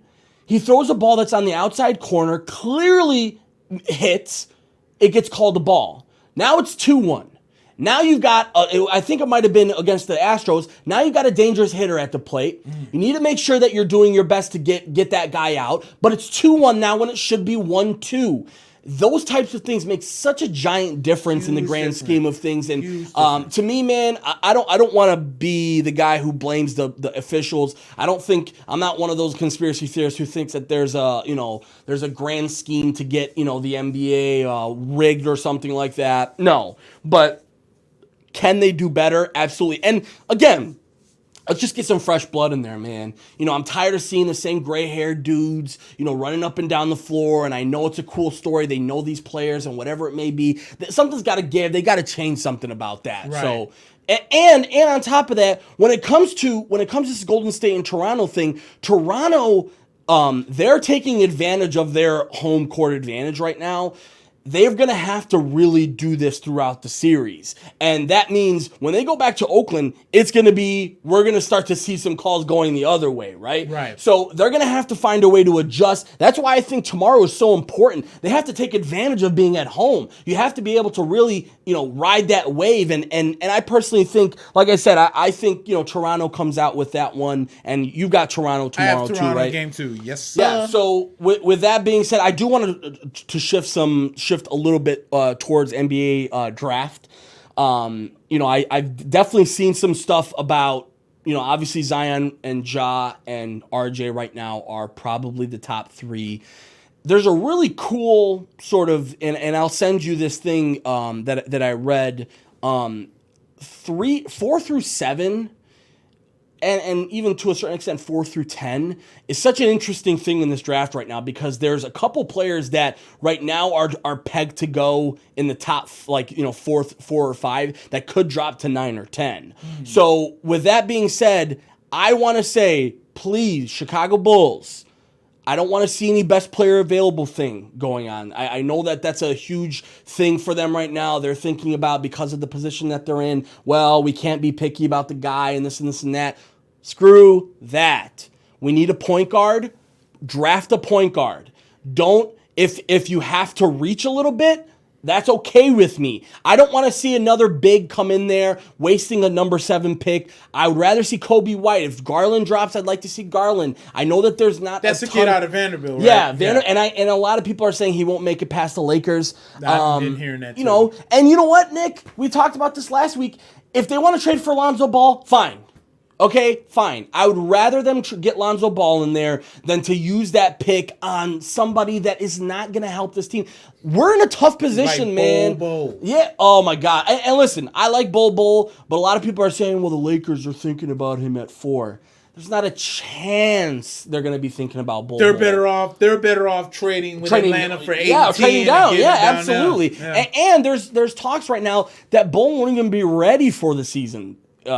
With the way that people have to remember, this is kind of a crazy stat. The guy is over 7'1". Right. He's got a 7'7" wingspan. Right. He shoots threes. And worst of all, he's not even 225 pounds. That's the worst part. And if you're a team who's drafting him, this is a project. Like, this is a Giannis project where this guy's coming in raw. Like, he's played basketball before, but this guy is raw. He needs at least 2 years in the weight room. He needs at least 2 years of a health plan to get his weight up. He's going to be pushed around. He's going to be bullied in this league if a team drafts him and expects him, all right, let's throw him on the court and see how he does. He's going to be bullied by these guys. And even there's going to be guys who are 2 or 3s that are going to be able to bully him in the paint. So that's a huge thing for me. Bulls, please stop with this whole shenanigans about best player available. This team needs to start winning games. That's the number one thing. Like, if you're like for example, if we're New Orleans, right, and New Orleans got the number 7 pick like we did, New Orleans is in a spot where they can go, let's take the best player available because you know what, we're in this kind of like in this weird stage where we're heading into a rebuild right now. Right. Let's maybe think about a best player available situation. If you're the Bulls, you're year 3 now. Yep. You've already sucked for 2.5 seasons. Yep. We've already played this game of, developing Lowry and developing Zach LaVine and now, but now you got a team that isn't going to have free agency flexibility. We're not going to have a ton of money to spend. We're going to have a lot of guys that are coming on. What's his name? I'm blanking. Otto Porter is coming in on almost a $30 million deal this year. So, again, the trade that they made with Washington last year, it wasn't so bad. But when you look at that contract, you're like, oh my God, we're gonna be in a big thing right now if that doesn't work. All because Garpax felt that they weren't in the position to land any big time free agents. And the worst part about it is they did the Jabari Parker thing, right? Right. I think everybody and their mother knew that Jabari Parker was probably not going to work out at the 3 in Chicago. Right. He was going to need to be a 4, and the team never gave him a chance to be a real 4. Right. They cut their losses on him and Portis, knowing that Portis was going to leave in free agency. And to me, Portis is going to be a guy that's going to be a good player one day. So clearly they think a lot of Porter. I'll be honest with you, I like him. I saw him in the last 20 games with the Bulls. He was a big part of the reason why they kind of finished the season stronger. I'm not a guy who exactly hates Jim Boylan. I'm not exactly a guy that loves him. I think he is in a spot right now where if he has a full summer league, a full training camp, and a full start to the season with this team, right, we can start to win some games. Right. So we need a point guard, draft a point guard.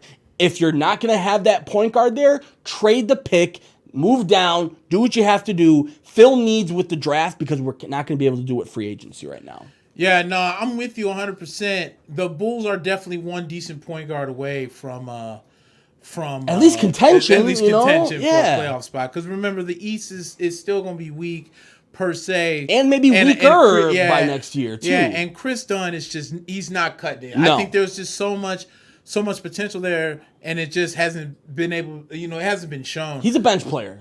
I think the Bulls dropped the ball on Jabari Parker in the sense of there was at a time where the Knicks were super interested in bringing in Jabari at 4. Yeah. Especially after the whole KP situation. That's right, yeah. And the only thing that I can think of the reason why the Knicks didn't get Jabari was because I'm sure Garpax asked for some dumbass package in return. Probably. And the Knicks hung up the phone before they could even finish. Be like, yeah, we would like your first round draft pick and how about ISOZO?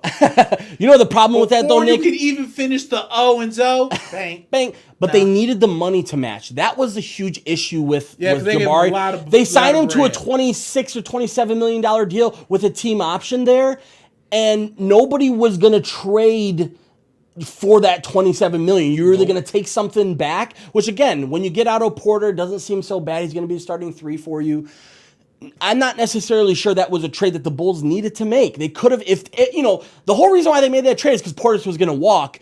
You have a chance if you don't trade him and Jabari to have the money to bring him back. Right. So to me, man, there's a ginormous discrepancy right now in the league between teams. Teams are either looking to build a team that's ready to contend next year, or they're looking to basically tank it next year. Right. And the Bulls are not necessarily in a spot where they can tank anymore. So again, if you want to trade the number 8 pick and get Lonzo, please do that. If you want to trade back and maybe collect some more future picks, that's fine too. But this whole best player available thing where they're going to bring in another 3 guard, I know DeAndre Hunter's out. There's going to be a lot of 3 guards there or threes on there. I just don't want to see a best player available when the team is almost there. Right. And that's my number one thing. I do, and I know that we do have to transition to a sponsor really quick, but I want to speak a little bit about some NHL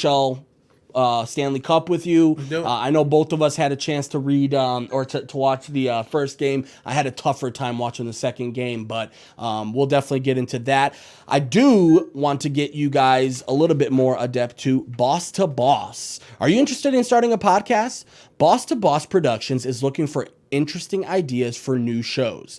Boss to Boss makes it easy for you to get your show up and running. They handle everything from audio video production and editing, logo design and branding, website design and hosting, RSS feed setup, scheduling, advertising, monetization, and much, much more. If you have an idea for a podcast or would like to advertise a product on an existing show such as ours, send us a message at bossedtoboss.com. That's bossed, BOSSED, the number 2, boss.com. Let me give you some numbers real quick. Please, I would love that. Domingo Germán right now, 3 innings pitched, 3 hits, 1 run. It's earned 7 strikeouts, and they're in 3 innings, and they're going into the 4th. And they're playing the Red Sox today, right? Bro, like, we'll get into baseball here in a sec. Yeah. I would love to because baseball's been big for me since the White Sox. These Yankees is something else.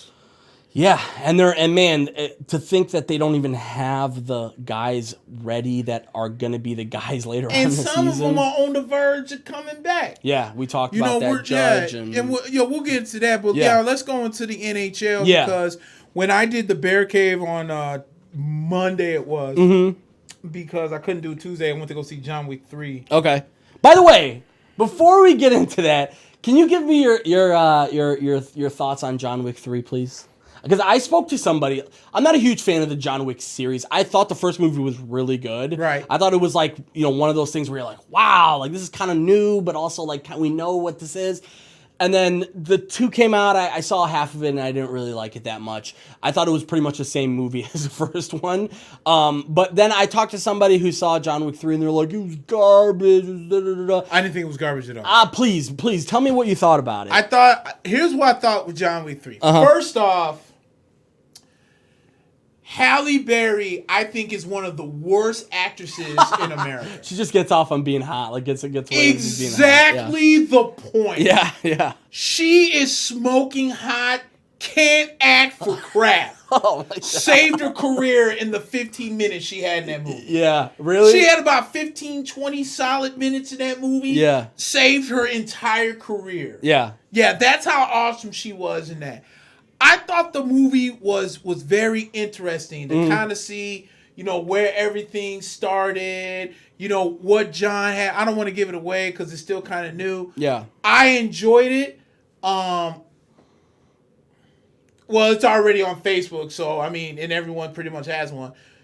John Wick 4 is already in production. Already? As we talk. My God. They're just making money. They're just printing money off of that I'm just saying, thing. bro. Yeah. I'm just saying. Think about it. If Rambo can come out with another That's one. true. That's true. Yeah, you're right. Keanu Reeves thinking, man, I'm in the prime of my life. And man. you know what? I love Keanu Reeves, man. He's a G. He'll obviously like Matrix is like the movie with him. Yeah. Because of I love just how good of a person he is. Like all these talks about how like, they ran into him on the subway or something like that. These are like, okay, I like this guy. He's cool. But I'm sorry to veer away from NHL. No, you straight. No, but what you call it? John Wick 3 was an awesome. I didn't think it was garbage. Okay, good. Yeah. Whoever clearly, you're a hater. Whoever was just a hater of the movie or hates Keanu Reeves or whatever. And there's something, and I know you're not a watcher of Game of Thrones. I was an avid watcher of Game of Thrones, but there's something about the type of person that goes,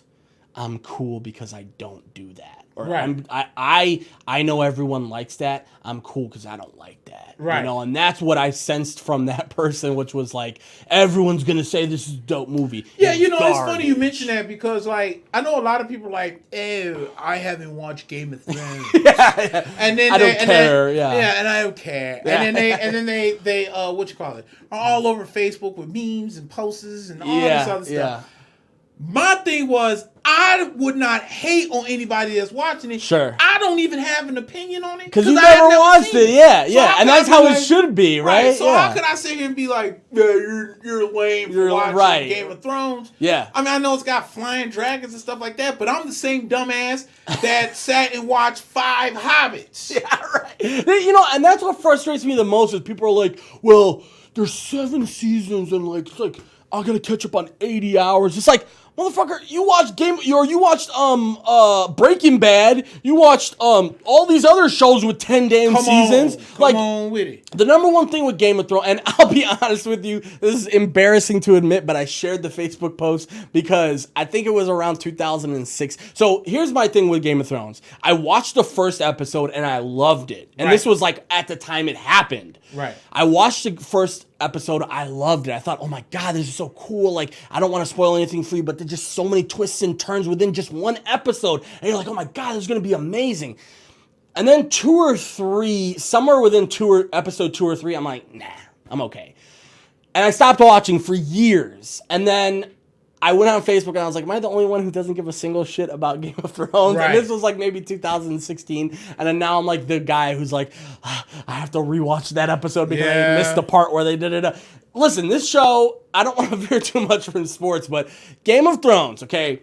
If you're a person who likes watching awesome cinematic experiences, likes watching cool storylines, doesn't mind watching people kill each other, vulgar stuff, or sex, or weird incest shit, or kids dying. Yeah, there's a lot of weird shit in it, right? But it's the greatest thing that's ever been made. I know there's a lot of people who say that they hate the way the show ended. I'm not necessarily... They said the same BS about the Sopranos. And same thing about Breaking Bad. And listen...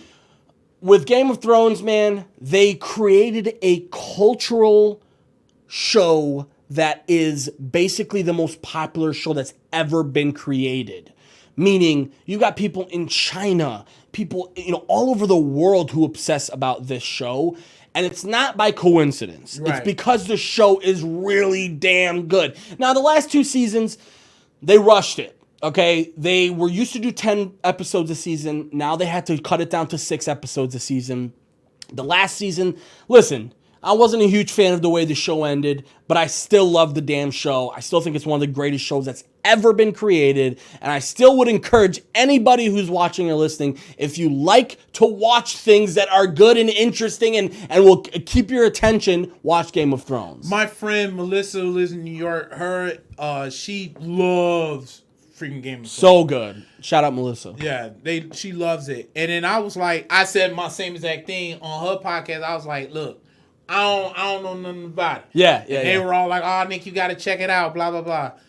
So at some point within this insane busy schedule I got between work and podcasts and everything going on, I'll start watching it at some point. Please. But here's the funny thing, too, because everyone keeps coming to like, Nick, there's some sex in it. I'm a grown ass man. Who gives a shit? Yeah, right? You think I'm going to be like, oh, sex. Like, oh my God. Oh my God. Fast forward. No. I don't care. I'm a grown man. I'll watch it. Who cares? Let's go on to the next scene. So and a lot of people are like, well, there's incest and brothers and sisters fucking. It's like, yeah, and 40 years ago in Alabama they were doing that too. So let's just chill on all of that, like as if incest is somehow not a part of culture as it is right now, because it is. Okay, so it's a really cool show. If you're one of those people who is trying to be cool by not watching it, go fuck yourself. Go watch the show. So sorry to take another tangent. The NBA game is tomorrow. It's tomorrow at 7 p.m. It's tomorrow at 7. Okay. At 7. Okay. So then to the Stanley.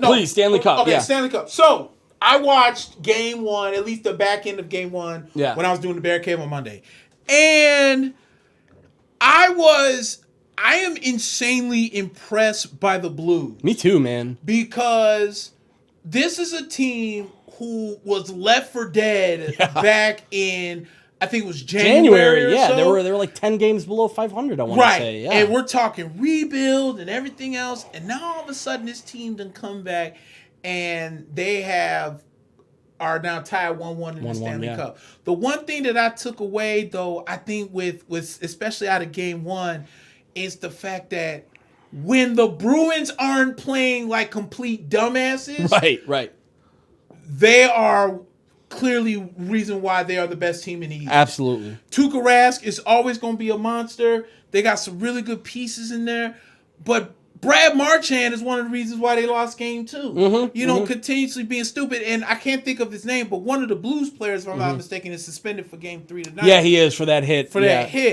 So but my thing is with Game 3. Mm-hmm. I think Boston really messed up by letting St. Louis get that win out. Tonight I'm still gonna take Boston because I did say Boston in 5. Yeah. And again, the key is, can Marchand please play hockey, not be a dumbass? Not lick other players or anything dumb like that. Do all that Lance Stevenson nonsense. And that doesn't. I want to say something that works in basketball because people don't do that shit in basketball. That doesn't work in hockey, bro. No. Like you can do whatever you want to these guys. They're, these guys are playing with half their face missing, and they're like, "Let's go back out on the ice. I don't care." You got guys that's actually doing 2-minute shifts with Right. one leg. Yeah, for sure. And there's guys who are playing right now in this Stanley Cup Finals that when the Stanley Cup Final is over, we're going to see news of them having surgery for some serious injury, and they're going to be basically, and that's what I love about hockey players, they just play. Yeah. Don't ask me about my leg. I don't give a shit about my leg. I'll cut it off and go play. It doesn't matter. So I thought St. Louis, same thing with you, man. What an impressive organization. Yeah. To come from almost the pits of despair halfway through the season to all of a sudden now being 3 wins away from a Stanley Cup. Yep. And you took Game 2 on the road against one of the best teams in the league. So big shout out to them.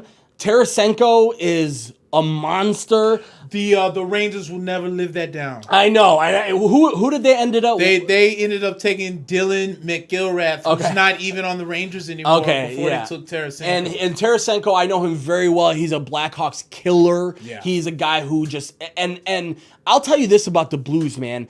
They have this amazing combination of physicality and fluidness. Right. They can still beat you with their skates, but they'll hit you in the mouth if they have to, too. So it's an interesting one because by the time, obviously, by the time we get to next week, either the series is in like Game 6 or 7, or it's going to be wrapped up. Right. I personally feel St. Louis is in the driver's seat right now, man. That's what I'm saying. Yeah. They're all of a sudden after Game 1 loss, they didn't really look all that great. No. Boston came out and really dominated and was really, it wasn't even like the best that they played as well. That's the big thing about Boston. They didn't even play their best hockey, and they were still able to win that game pretty handily. I think St. Louis, now that they stole Game 2, they can come out tonight, take care of 2 games at home. You're 3-1 going back to Boston. Yep. That's not bad. Not bad at all. So it's gonna be a tough order, though. it is. Who do you got tonight?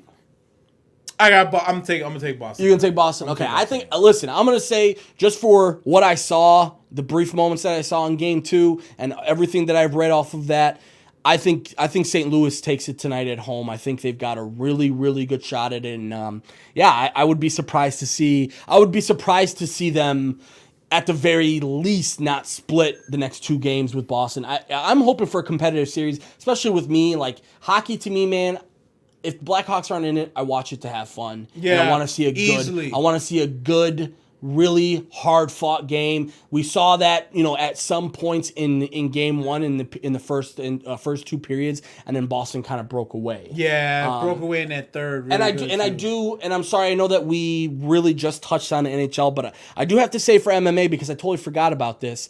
So Anthony Lionheart-Smith and Alexander Gustafsson fought today. They fought earlier today. It was a early card in Stockholm.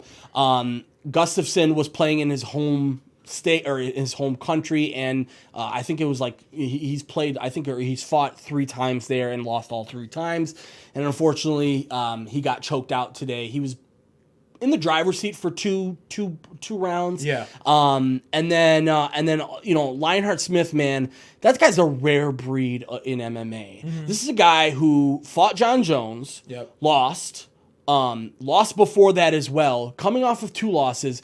And man, watching this guy in interviews talk about the way that he approached this fight, meaning he basically said to himself, this is the end of my career if I don't do this. And this is the type of mindset that this guy has. And he talked about how he watched the game or the tape of him getting his ass beat over and over and over again, because he says, I want to feel that again, so I know that I can never feel that again when I fight.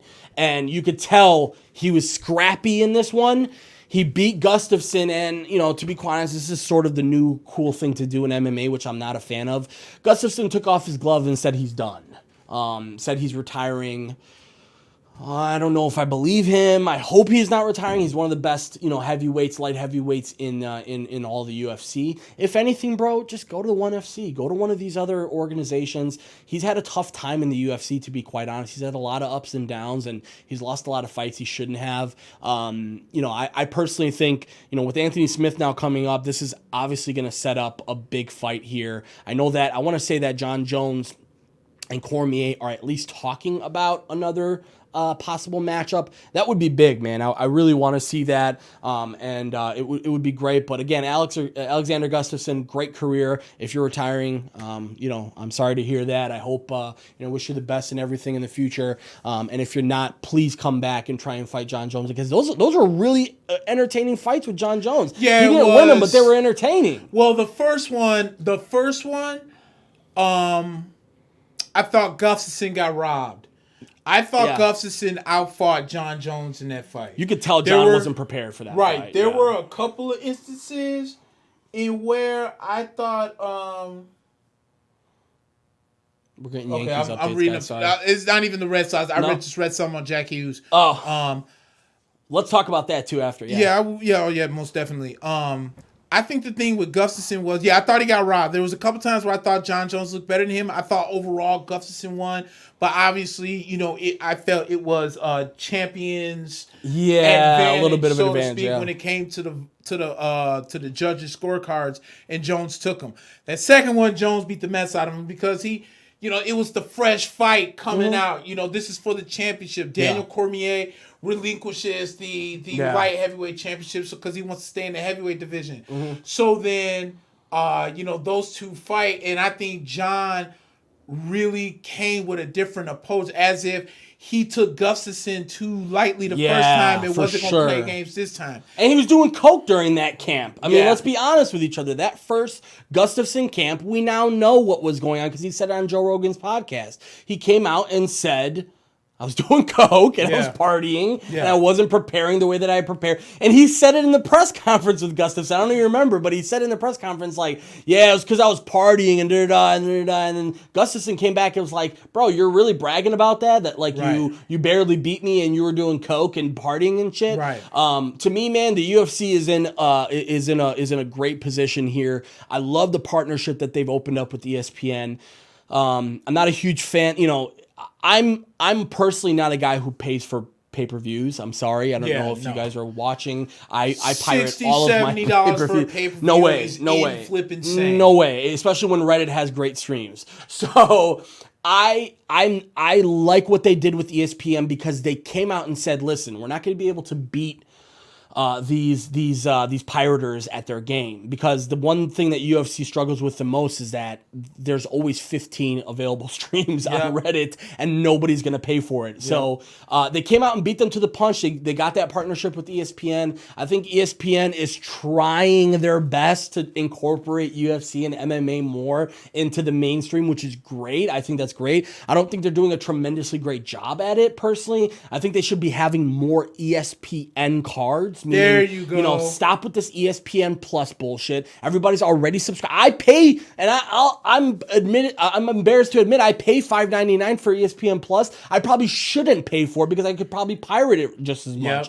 But have more ESPN cards that are more available to the masses. This is not about maintaining the type of fan base that you have. This is about growing this sport, growing this organization. We need more ESPN cards. We need more free cards, and we need more cards. I mean, I'll be honest with you, Nick. Last year, it seemed like every week there was a card. Every single week there was a card. Fight night, and then a pay-per-view, and then a free one, and then an FS1, and then a flat.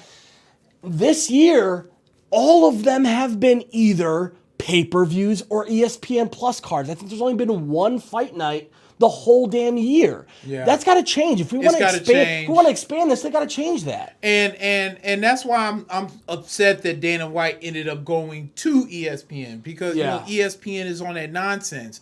And because I remember, like, oh snap, so there's a fight night. It's not Minotaur. Yeah, I guess the older Little Nog or Big Nog? Big Nog. Big Nog, okay. Big Nog's gonna fight, I don't know, I want to say it was Frank Mir, somebody. Yeah. But it's a nice little stack, undercard card, fight night, and you can watch it free on FS1 like everybody else. It doesn't have to be John Jones versus Cormier. It doesn't have to be right. The fight nights, some of the fight nights that the UFC pulled out on FS1 were very entertaining. They were, man. Like a Cerrone versus some that would be on the undercard or on a main pay-per-view. That was the fight night that we all enjoyed. Sometimes were very entertaining and they were easy to access and they were free. Dude, I remember the Khabib versus Michael Johnson was a fight night. I'm like, that's a damn good fight, and it was entertaining, and it was Khabib's coming out party. This was way before the whole Conor thing started. So I agree with you, man. Yeah, I don't understand. I understand the money aspect from Dana White's point of view.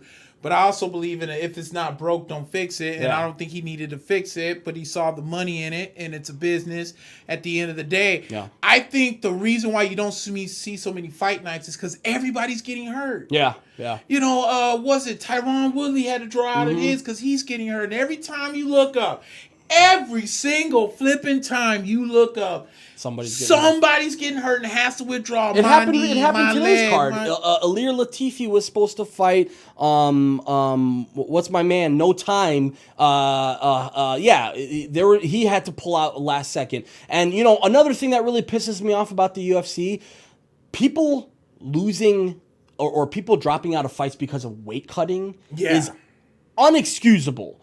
Make more weight classes. If a guy has to drop 15 pounds in 2 days to fight for you, he shouldn't be fighting for you. Then easily it's a catchweight fight. Yeah, or you know what, Nick?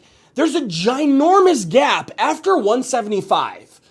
175 to heavyweight, it's like 10 to 15 pounds difference between the weight classes. Yeah, Cut that to 7. Yeah, because you're going 170 to 185, and you go 185 to 205, and then anything above 205. Consider heavyweight. And then next thing you know, you've got, like, for example, people, when people are saying, well, Stylebender's going to fight John Jones. Well, first of all, Stylebender's nowhere close to being at Jones's level of kind of career yet. Right. But if we want to be serious about that fight, who's coming down and who's going up? Right. Because there's nowhere for them to go right now. He's not going to go up to 205. Right. Stylebender isn't. John's not coming down to 185. So, there's a ginormous and UFC, I was really, I'll say this, it was bittersweet when they got sold a couple years ago. Mm-hmm. They got sold to WME, this big entertainment group. Mark Wahlberg and a bunch of these guys are part of the ownership group.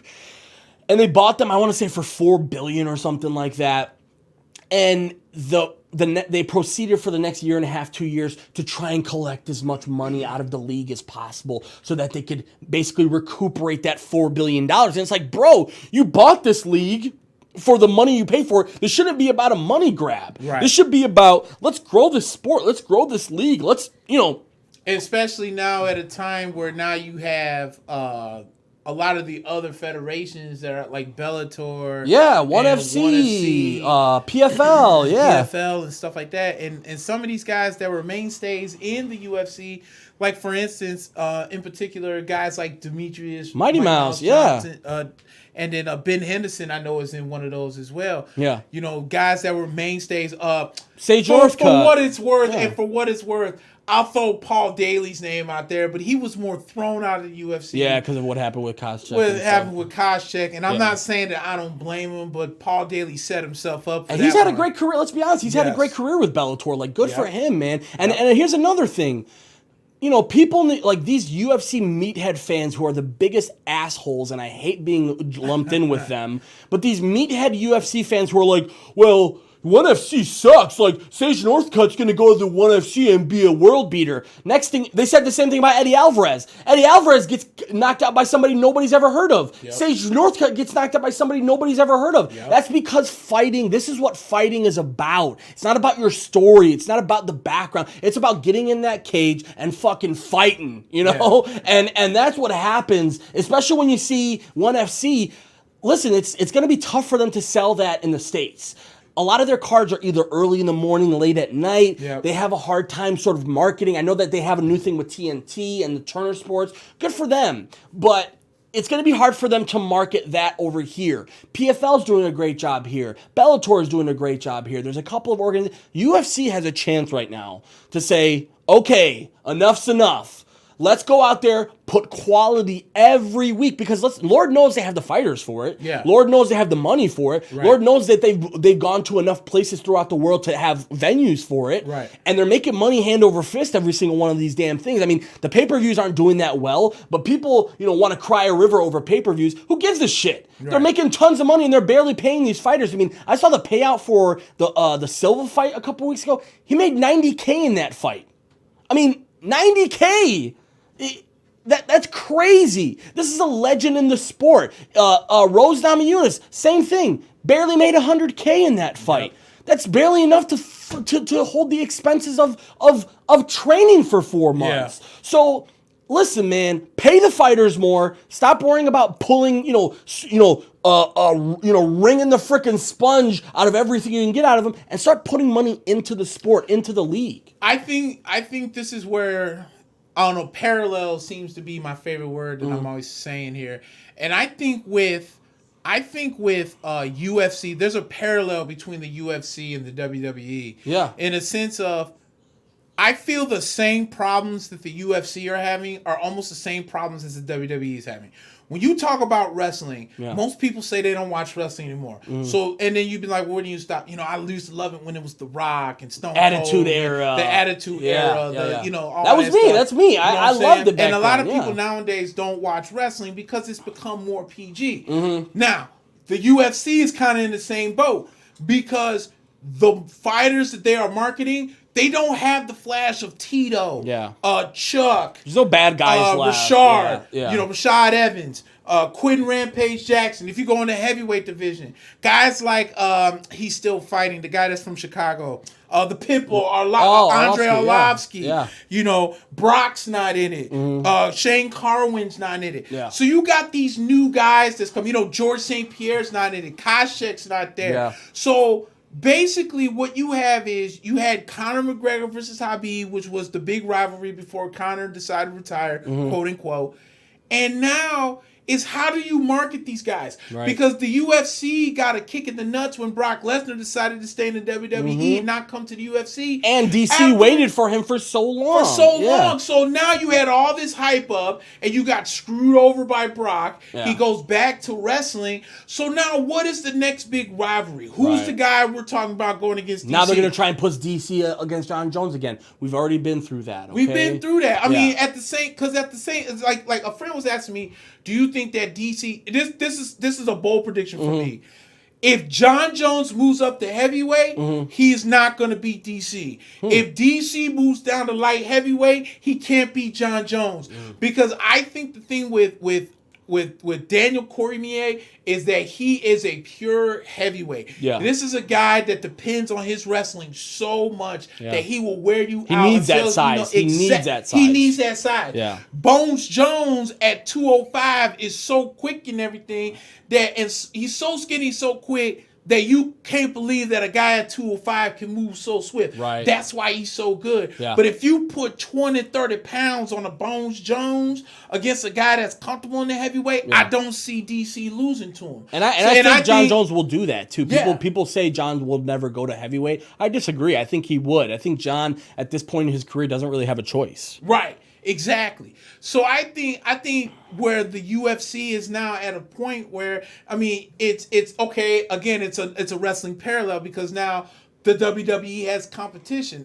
That All Elite Wrestling just came out, and they had a pay-per-view, and it sold like hell. And a lot of people loved it. On August 31st, and there's word on the street that maybe CM Punk might actually join All Elite Wrestling and come to the show.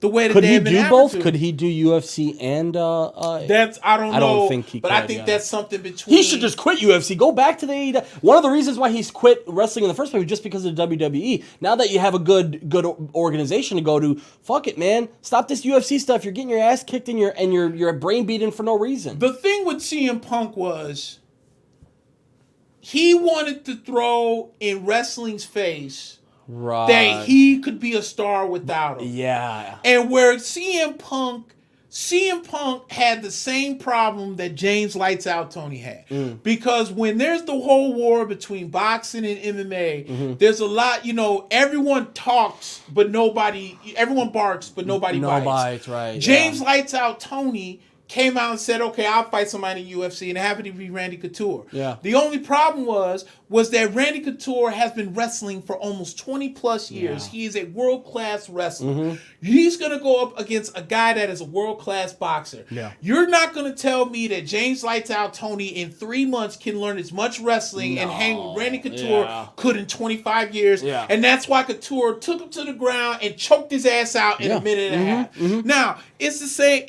and that's the same thing with CM Punk. Okay, you've been wrestling and doing all this entertaining and stuff, and that's great and that's fine. But you're not going to get into a UFC ring and only take 4 or 5 months of training against guys that have been doing this stuff for almost 5 to 10 years. You're going to get your ass whooped guaranteed every time. And I think he thought it would be easier too. He thought it did, and it's not as easy as he thought it was. No. So you go to the UFC. All right, Dana White sees money. It's CM Punk. Okay, you don't last 2 minutes. So who gets the last laugh out of it? The WWE does. Yeah. Why? Because they proved to you ain't nothing without us. Right. You went out there, you got your ass whooped. And then just to even add salt to the wounds, we're going to take the first 5 minutes of this first match, or actually the first 2.5, because that's about as long as the match went. And we're going to reenact your 2.5 minutes of you surviving, and we're going to throw it in your face. Yeah.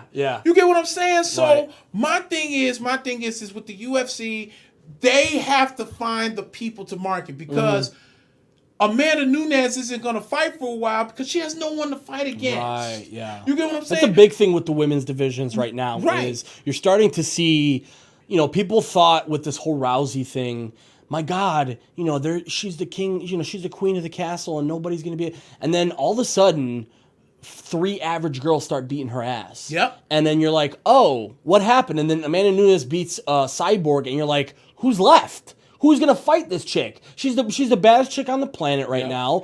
And the biggest thing is, and I like that you brought up the WWE too, because it's almost shades of back when the WWF, ECW, WCW thing happened. Yep. Where Vince McMahon and his guys at WWE said, you know what, fuck this. We're just going to go buy those other 2 guys out, and we're not going to have any competition, and nobody's going to be able to say mum, and we're going to bring all those wrestlers here, and people will forget about it. And let's be honest, that was the beginning of the end for the WWE. It was. Because there was no, there was no change of pace. No change of pace. There was no one there to push them. Yeah. And then all of a sudden, here comes TNA. Yeah. NWA TNA is what it was called. Yeah. But the problem with them was, in order for you to watch just the house shows, you had to pay $4 on a pay-per-view to see it. Yeah, that's not. But then they ended up getting a contract with Spike TV. Spike, right? I remember that. And then that didn't work. And that was entertaining. Let's be honest. That TNA shit was entertaining. The ring size was entertaining until they were so thirsty to go up against the WWE that they brought in Hogan and Bischoff. Now you're trying to reiterate, and it just went downhill from there. Yeah. Because then they thought that Jeff Hardy was going to be a star, and then they made him a champ, and then they made his own belt. Only for when he was going to wrestle Sting at one of the biggest pay-per-views, he went out and got coked out and could barely bring his stupid ass onto the stage, to where the referee got, they talked to the ref and told, like, hey, lean over to Sting, tell him he's got to squash him. We can't continue on this match. My God. And Sting had to whoop his ass in 30 seconds to win the title. Yeah. On one of your main pay-per-views, like your WrestleMania. That's bad for business, yeah. You get what I'm saying? Yeah. And so, but now you got All Elite Wrestling, and I've heard through the fire that even, I haven't watched it in a while, but even Impact has been doing decent shows. So I think that's where the UFC comes in, because now you got somebody, your mainstay guys are venturing out in other places, because the UFC is so strict. 3-4 losses and you're out. Yeah. You're done. We don't think you have anymore. You're not marketable anymore. And they'll let go of guys who, let's be honest, Demetrius Johnson was a productive freaking guy. He lost to Henry Cejudo the last time he was in the UFC, but goddamn, he was a pound for pound best fighter for like almost 5 years. Yep. So to me, the UFC tried to play that Vince McMahon thing of, all right, you think you're better than us? Go out there. And Demetrius Johnson said, shit, well, all right, I'm over here in Japan. They got me set up in a mansion. My family's okay. They pay me way more than you guys ever paid me. And now, shit, I get to beat up these random dudes. And on top of that, the fans in Japan, I think, appreciate way him more than passionate they do for here. sure. Yeah. Yeah. And the one thing I love about that, and I watched, I think like maybe 20 or 30 minutes of it, those fans are so respectful too. Like, I understand this whole thing about Brazil. Like, I don't know if you saw a couple of weeks ago in Brazil when one of the fighters beat up Anderson Silva, and the whole I think it was Cannonier who was on the mic, and it was just everybody in the freaking stadium wanted to kill this dude because they just beat their Jesus, Right. And Japan was just so respectful, quiet, clap. Their idea of like respect is like, we're gonna clap for this guy, Yep. So to me, man, DJ made the biggest decision of his life and said, screw this, man. Yeah. The UFC got Ben Askren out of that. That was the trade. We're going to trade you Ben Askren and you give us Demetrius Johnson. Ben Askren hasn't looked all that great. He fought Robbie Lawler and barely beat him. And now he's going to fight Jorge Masvidal, who's my favorite fighter in the UFC. And I think Masvidal is going to beat the shit out of him. The way that Masvidal beat Darren Till in Darren Till's backyard, right, that just proves what a gangsta. And I'll tell you what a gangsta Jorge Masvidal is. He was fighting with Kimbo Slice bare knuckle in the streets when they were doing that. Yep. In the OG YouTube days when they were literally bare knuckle boxing, and 16-year-old Jorge Masvidal's, fighting 40-year-old dudes with bare knuckles and beating the shit out of them. So right. I love Nate Diaz is coming back. That's going to be good for the league. I know that right now the big thing for them is that they want to spread the wealth a little bit, meaning they want to try and they don't want to have top-heavy cards anymore. Right. And I agree with that to a certain extent. Like, not everything can be UFC 200, right? Like, right. It's gotta be an even. And to a certain extent, I like what ESPN did. They convinced the UFC to say, hey, listen, you guys are doing this all wrong with this undercard thing. You're putting all the shitty fights on the undercard when in reality, you want to pepper that undercard with some really good fights. Yep. So that people say, I want to watch the undercards before I get to the main card. Yep. And that's what they did. They're starting to make the main event on the undercard a really good fight. And it's making for a more entertaining card as well. So I'm happy about that. I hear you on that though, but yeah, man, the UFC they got their work cut out for them. For sure. And I feel like competition is so key because Eric Bischoff came out with a book that was called Controversy Creates Cash, and I think it's my favorite line I ever say to anybody. When I'm in Facebook groups and I'm more or less trolling whatever, I say, hey, controversy creates cash. I'm just gonna say something that even I don't believe, and I'm gonna say whatever because that kind of stuff, it brings in eyes and it brings in the crowd and whatnot. And I think it's going to happen with the WWE, with All Elite Wrestling. If it starts to gain traction, they're going to have to do something. And I think the UFC is in the same boat where if more people are really watching Bellator, and more people are really watching, ONE FC and all the other stuff, and we're starting to lose ground. Yeah. Then we're going to have to do something. We're going to have to find a much better way to really market this stuff. And Bellator, man, let's not pull any punches. Bellator's putting 20 to 25 fights on a card. Yeah. I mean, they're not messing around. No. They're like, if you want to watch dudes fight. Too, yeah, they're with the DAZN. Yeah, DAZN with too. Canelo and the way they did with Triple G and everything. Yep. Yeah. And another one last thing about the UFC that I really want to see, they marketed the hell out of Conor for those 5-6 years of this guy being this loud, brash, really cool, but also respectful at the end of fights. And, somehow even these guys like Nate Diaz that beat him and he beats them, they somehow still have respect for each other. And he's making a lot of people money.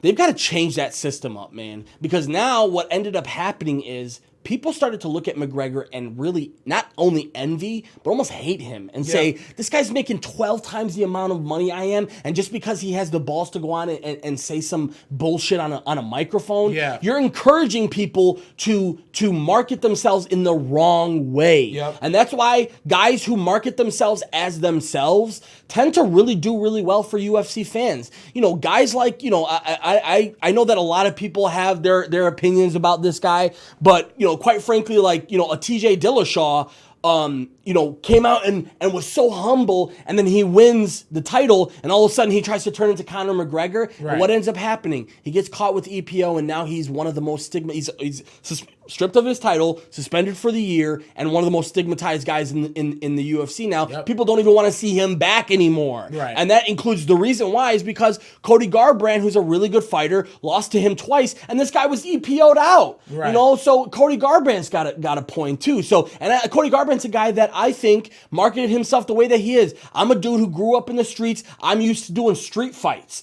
And he just came out and said that. And he's a tough dude. And he talks shit to his opponents in and outside the octagon. And now he's fallen to the wayside. We haven't heard from him in almost 2 years. The guy's still one of the better fighters in the world. And you know, the UFC has to find a system to really make sure guys don't fall through the cracks like that, because they're going to be in trouble. Because I don't see Khabib and Conor happening anytime soon. I don't see Nate and Conor happening anytime soon. I don't see Jones Cormier happening anytime soon. There's no real ginormous fights that everybody wants to see right now. And like you said earlier, you know, okay, so if Daniel Cormier this is June. Duh, I should know that. If Cormier defended his title tonight, there's a great chance he's defending his title again in November. There was guaranteed. You give him, because usually you get the 90-day suspension for no activities from you know, the Las Vegas, and you then know, 6 to 8 week training camp. Whatever it is, and you get a 6 to 8 and you're ready by November. The fight, they're talking smack about somebody. And then the fight, Dana White's already got it planned out. You get your little suspension, can't have any contact, 6 to 8 weeks. And be November ready to fight. around Thanksgiving, be ready to fight. It's not like that anymore. No, and more you're seeing fighters who have year to year and a half layovers, and now they're coming in as a shell of themselves, and people are like, what happened? Well, they haven't fought in a year, you know? Right. So, like, I mean, Daniel Cormier hasn't really defended his title since he was waiting for Brock, and then now Brock fell out, and now he's like, so now who's next? And now he's like, well, I don't want to do Jones right away, and then Jones is like, well, I'm not going to go up, and then they're talking about going up and going down. You know, there's a big thing with the UFC right now. Sean Shelby, I think he's the matchmaker for the fights. I think he does a good job overall. I think they need to start thinking about the fights more and not the marketing and advertising. Meaning, let the fighters do the marketing and advertising. And you do the actual fight matchmaking. I want to see two really good fighters fight each other. I don't want to see a story of this guy used to be in this guy's camp and they don't like each other anymore. Nobody gives a shit about that drama, okay? We want to see the best grappler versus the best boxer. We want to see two of the best grapplers in the world going against each other. We want to see these stylistic matchups that make sense. They're getting better at it. I'll say that. I'll give Sean Shelby credit. They're getting better at it this year. There's been a couple of fights where they're like, wow, that's a really cool matchup. But also right now, it's been a little bit lackluster this year. I'll be honest. After that, after the whole Rose Namajunas thing, and Rose is already talking about, well, man, maybe I'm not even going to go back and fight again. And this is one of the best fighters in your whole damn league. And she's talking about, and, quite frankly, she's talking about it because of the whole Conor McGregor-Dolly incident, too, which is even more of a scar on the UFC's face, because what did they do when they were trying to market Khabib and Conor? They were showing that damn Dolly incident in every single commercial they could, and showing, trying to monetize that in any way they could. And all of a sudden now you're looking at it and you got one of your best fighters saying, hey, by the way, I was in that bus when that happened and now I have PTSD and now I don't even want to fight anymore. So, it's a tough position to be in. And I'm all out of stuff to talk about. Is there anything here for you, my man?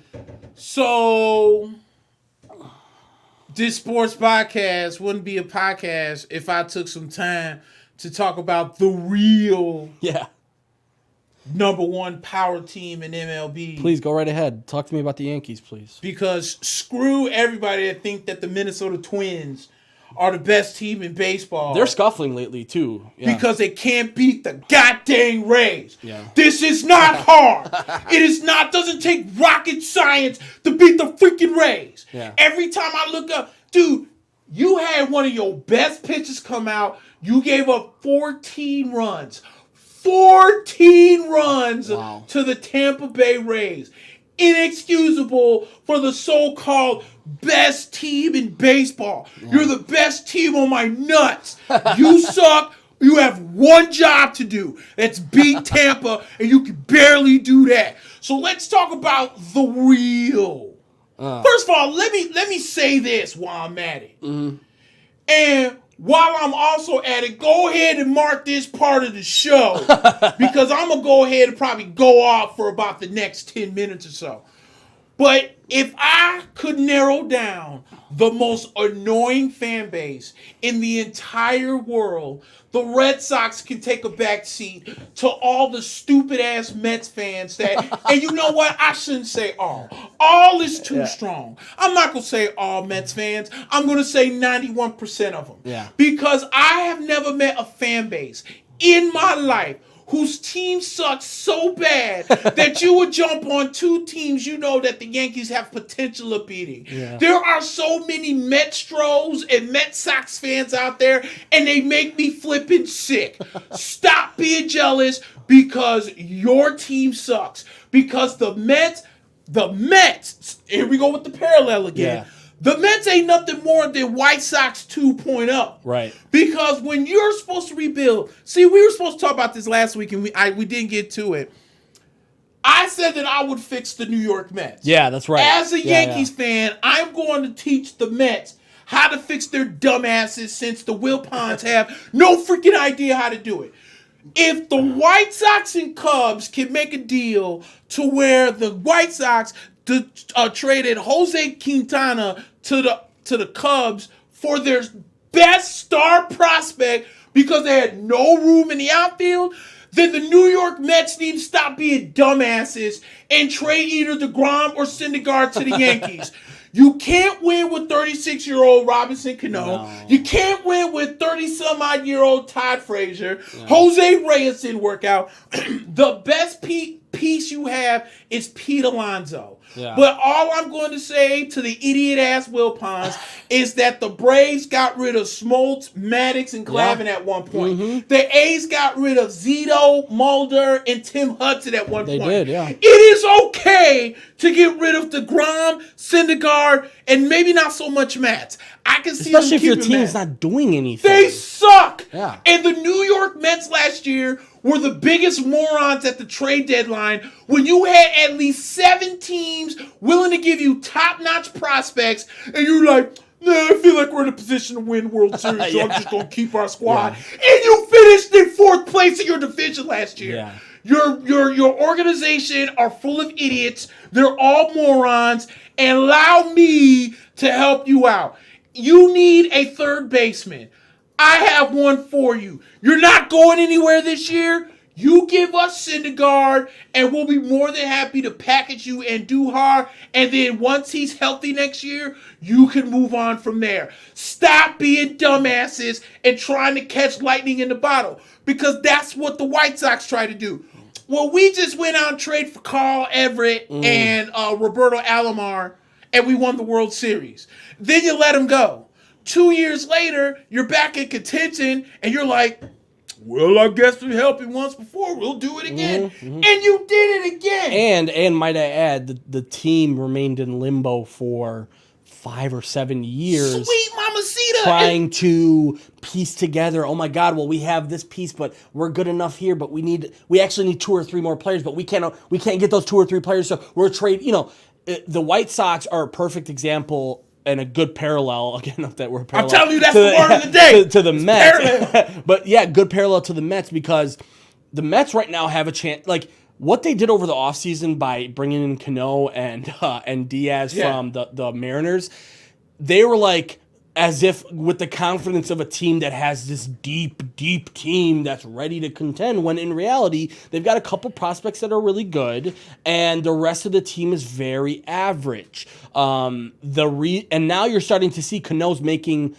$7 billion, and he's barely going to be able to even make a roster next year. Can't even run down the first base line, and it's embarrassing. With gusto. Yeah. He was doing that nonsense in New York when he was with the Yankees. What makes you think he changed? Yeah. Bro, name me 5 things that Robinson Cano did on his 10-year, $200 million contract that made you say, you know what? We need this piece. Seattle basically traded him and said, you can take our best closer too. Just pay them. We don't care. Pay them. We don't care. We don't care. We don't care. Yeah. And that's how bad he was. And you remember, Seattle was pretty damn okay when they first brought him in. And all of a sudden, the team implodes for 3 years. And you're like, oh, he might not be all that great anymore. Yeah, dude. And then let me say this too, because this is what Mets fans do. I got one. Brian, that's my boy. Love him to death. Mm-hmm. He hates the Yankees so bad that he'll make dumbass points to try and prove his point. But this is what he'll say. The Yankees clearly are in first place.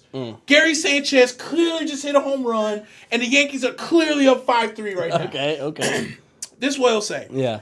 Let's say the Yankees go ahead and win this game, because Boston still hasn't beaten us all year. That's how much they suck. He'll say, well, we ain't going to talk about now because the Red Sox beat the Yankees in the playoffs last year. Let's focus on the now. Yeah, let's leave last year. Why am I talking about the goddamn playoffs from last year? Yeah. Who cares? What I see now is that a AAA Yankees team are in first freaking place and lead the Red Sox by damn near 10 games in the loss column. And the best you have is to tell me about what you did last year. That's how I know your team sucks balls when you have to keep going to the past. I'm talking about right now. I'm talking about that your team, either one night the Mets pitching sucks and they hit runs and they can't pitch, or one day they pitch well and they can't score. That's how much your team sucks. Let's just do the inevitable. Let's stop playing games. Little brother's got what big brother needs. Little brother has what big brother has what little brother needs. The Mets and Yankees, more or less the Mets, because they're idiots. Yeah. Dude, you have to strike a deal. Yeah. You can't keep these guys, especially the problem. See, this and they're not going to win the division. They're not going to win the division. Hell either. No. They're way out of that. And that's my other point. Yeah. My other point is that the Mets saw a young Braves team and probably thought that we could do that. Yeah, we could do that. The Mets or the Braves are just a flash in the pan. They're not going to be that good anyway. Whatever. Then they saw the Phillies. Because the Phillies are very interesting. They dropped a lot of money on Bryce Harper. Real Muto, Real Muto. Yeah. But they really put some money in that pitching staff, too. Phillies look good on paper. But the Mets thinking, Bryce Harper's only going to hit 240 anyway. We're not worried about that. Yeah. We're going to keep the team we got. And then the Marlins suck balls anyway, so we're not talking about them. Sure. And then it's the overrated ass Nationals, by the way. Yeah, who are terrible themselves. If there is one guy in the entire major league that I hope implodes and falls on his fat face because he's an idiot, without question, is Patrick Corbin. Because you turned down the Yankees because you wanted a 6th year. Yeah. The Yankees gave you a solid 5-year, $100 million plus deal, and you said, but I need that 6 years. I'll go to the Nationals. So I'm going to go to the overrated ass Nationals. The Nationals are the most overrated team in all of baseball. And what a dumb decision by them, too. I mean, the Nationals, what good is Corbin going to do for you? What does he bring you? Right, because Max Scherzer's got one foot out the door. Yeah. That's another guy that they should be. That's another guy that a team should be trading ASAP Rocky. Aaron says he loves the sideburns, by the way. Oh, thank you, sir. And then they're barely grown in. Pete Alonso's instead. I'm not. No, he is, and they've got another couple good prospects, but they're nowhere near where they need to be. Hell no. Yeah. But yet they'll sit here. Let's play Jacob deGrom. He's 30, maybe on the wrong side of 30. We should have traded him last year, but what I'm going to do is I'm going to give him a 5-year, $195 million deal. I think he should be straight. And the reason why would you do that? And they were pressured by the team, there was guys like even DeGrom and I'm sorry, I'm blanking on the Thor. Oh, Syndergaard, Syndergaard. Yeah. Syndergaard came out and was like, well, I don't know what's going like in spring training. Like, I don't know what's going on with the front office because they should be signing this guy to an extension and they're not. And the next thing you know, like 2 weeks later, they're signing to an extension, and it's like, well, you needed the players to tell you that. So no, I agree with you. And by the way, those aren't the only two teams that are in that position. We talked about Miguel Cabrera with the Tigers. Yeah. I don't think anyone's going to take him after the last 2 weeks that he's had. And also to touch on that, I know we talked about it last week with Keuchel and he'll be a Yankee in 2 weeks. I really do think it's going to come down to either the Yankees or the Cubs, and people are kind of crazy because I think Kimbrel's going to go to the Cubs. Because right now the Cubs are in a position where they've got to hold off Milwaukee in a serious way right now. They've got to find a way to find some consistency because we know this team, we know what it is. They're a team that's going to be world beaters for 2 weeks and be average for 2 weeks. And then world beaters for 2 weeks and an average for 2 weeks. You can't sustain that against Milwaukee. Milwaukee is so consistently good. Man, they're so good. Top to bottom, best bullpen in the league, one of the best pitching staffs in the league. Added Gio Gonzalez. Yelich is, only getting better. I'm very surprised that there's not more players right now. Aaron brings up a good point. He just said the White Sox please trade Jose Abreu. Why? You know what, dude? You know what? If the Yankees didn't strike gold with Luke Voigt, I would have talked to you easily. You and I play Cashman. You play what's his name? Kitty Williams or whoever's running the freaking White Sox. Yeah. And let's strike a deal for Jose Abreu. I actually thought about that. Didn't they almost trade him last year? Well, here's the thing with Abreu, okay? White Sox fans who want the team to trade Abreu don't really understand the White Sox that well. The White Sox are an organization that prides itself on bringing in Cuban players. They brought in Yoan Moncada. They brought in Luis Robert. They brought in, to a certain extent, some of these other guys. And Abreu is a huge part of that clubhouse. Traded for Jose Contreras. Traded for Contreras. Yeah, so they El Duque. They want Abreu there not only for now but for the future. He's doing a great job in the clubhouse and he's still productive. This is a team right now with so many freaking prospects, the White Sox. And all I hear from these White Sox fans is, well, let's get some more prospects. Why? Yeah. Why do you want more prospects? You have a player who's consistently one of the better sluggers in the AL since he's been in the league. Right. And you want to trade him just because you're like, oh, maybe we'll get a couple prospects out of it. We have more prospects than we can hold right now. Right. Abreu is so valuable to this team. Aaron says because he's gone after this year, they can draft a kid from Cal. He's not necessarily gone after this year. This whole foregone conclusion that he's gone after this year is not correct. Rick Hahn has talked about that. He's a priority.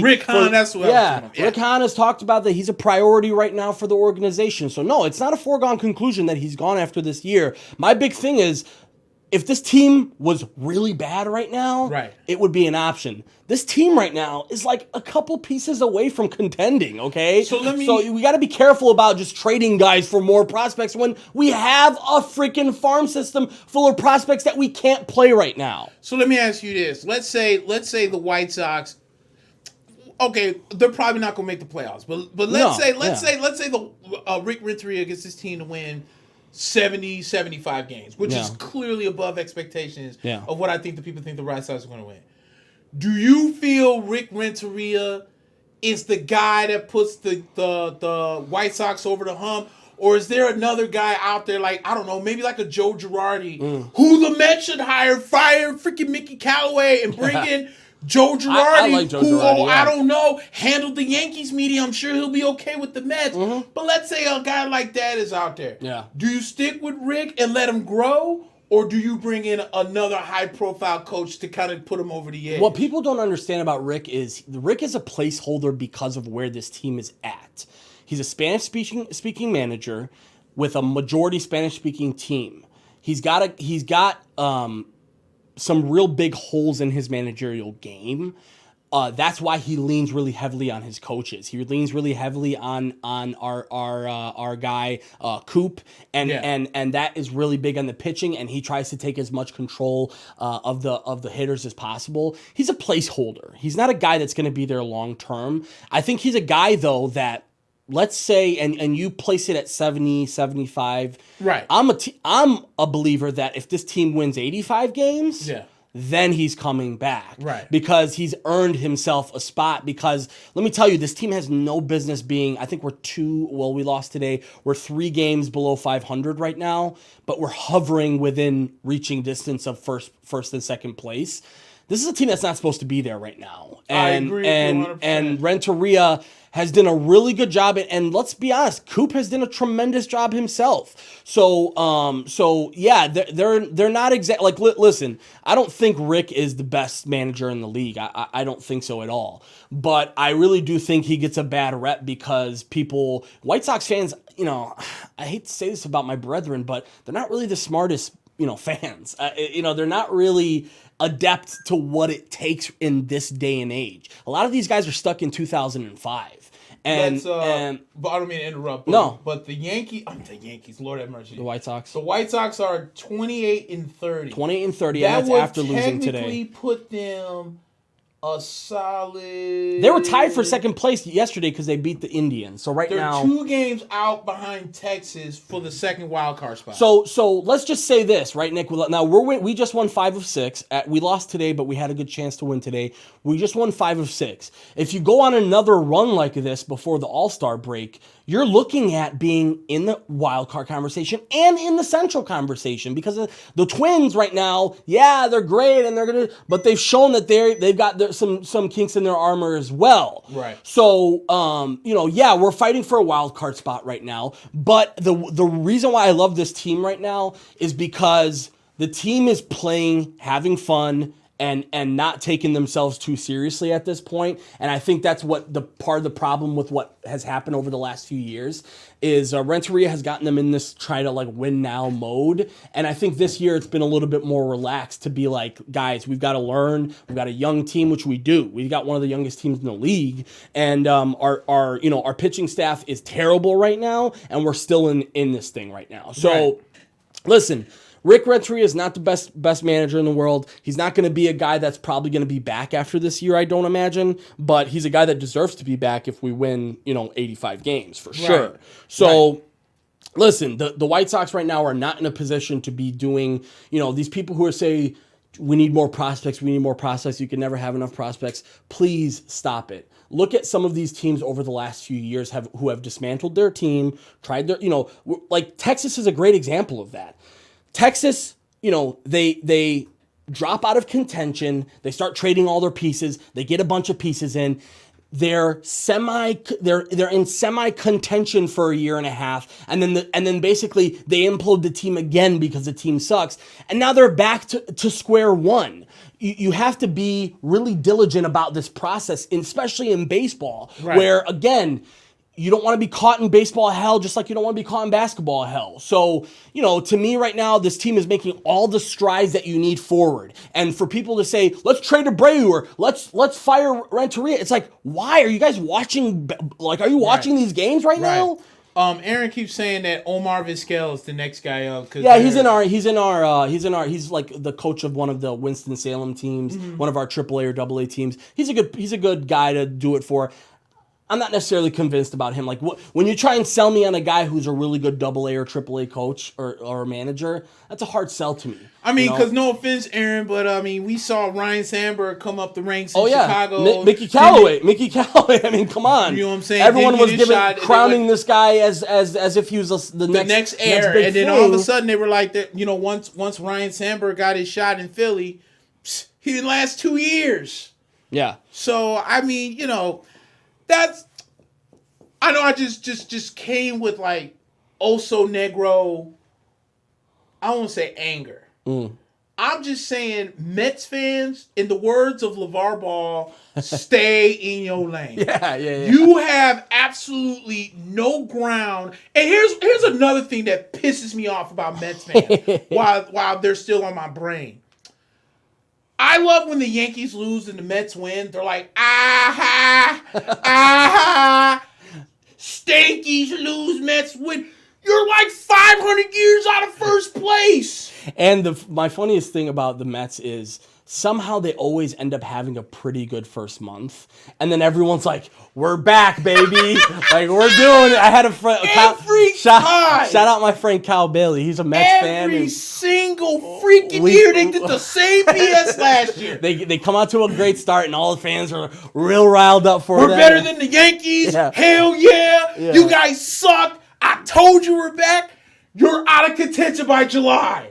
Yeah, no. That should not happen. Sad. But that's what I'm saying, dude. The Mets cannot drop the ball this year. Yeah. If the Mets are even sniffing, which I'm sure they will, fourth place, they have to sell. Yeah, they got to sell. And also, they've got to sell sooner rather than later, because every single day they wait now, the value goes down on their pieces. Biggest question I want to know is, how many championships did the Knicks not win because of MJ?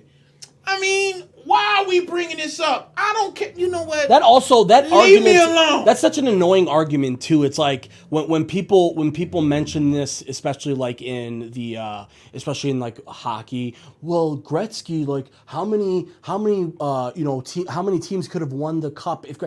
We're talking about a hypothetical situation that doesn't exist. So to say how many, let's be honest with each other here. The Knicks weren't good enough to beat the Bulls at that time. That's just what it was. Just call a spade a spade. Yeah, okay? call a spade a spade. And same thing as it is right now with a lot of these, like, Lakers fans are so good at this. They're so good at the like, yeah, but like, you know, we're one piece or two pieces away, and then next thing you know, we're back in it, and da-da-da-da.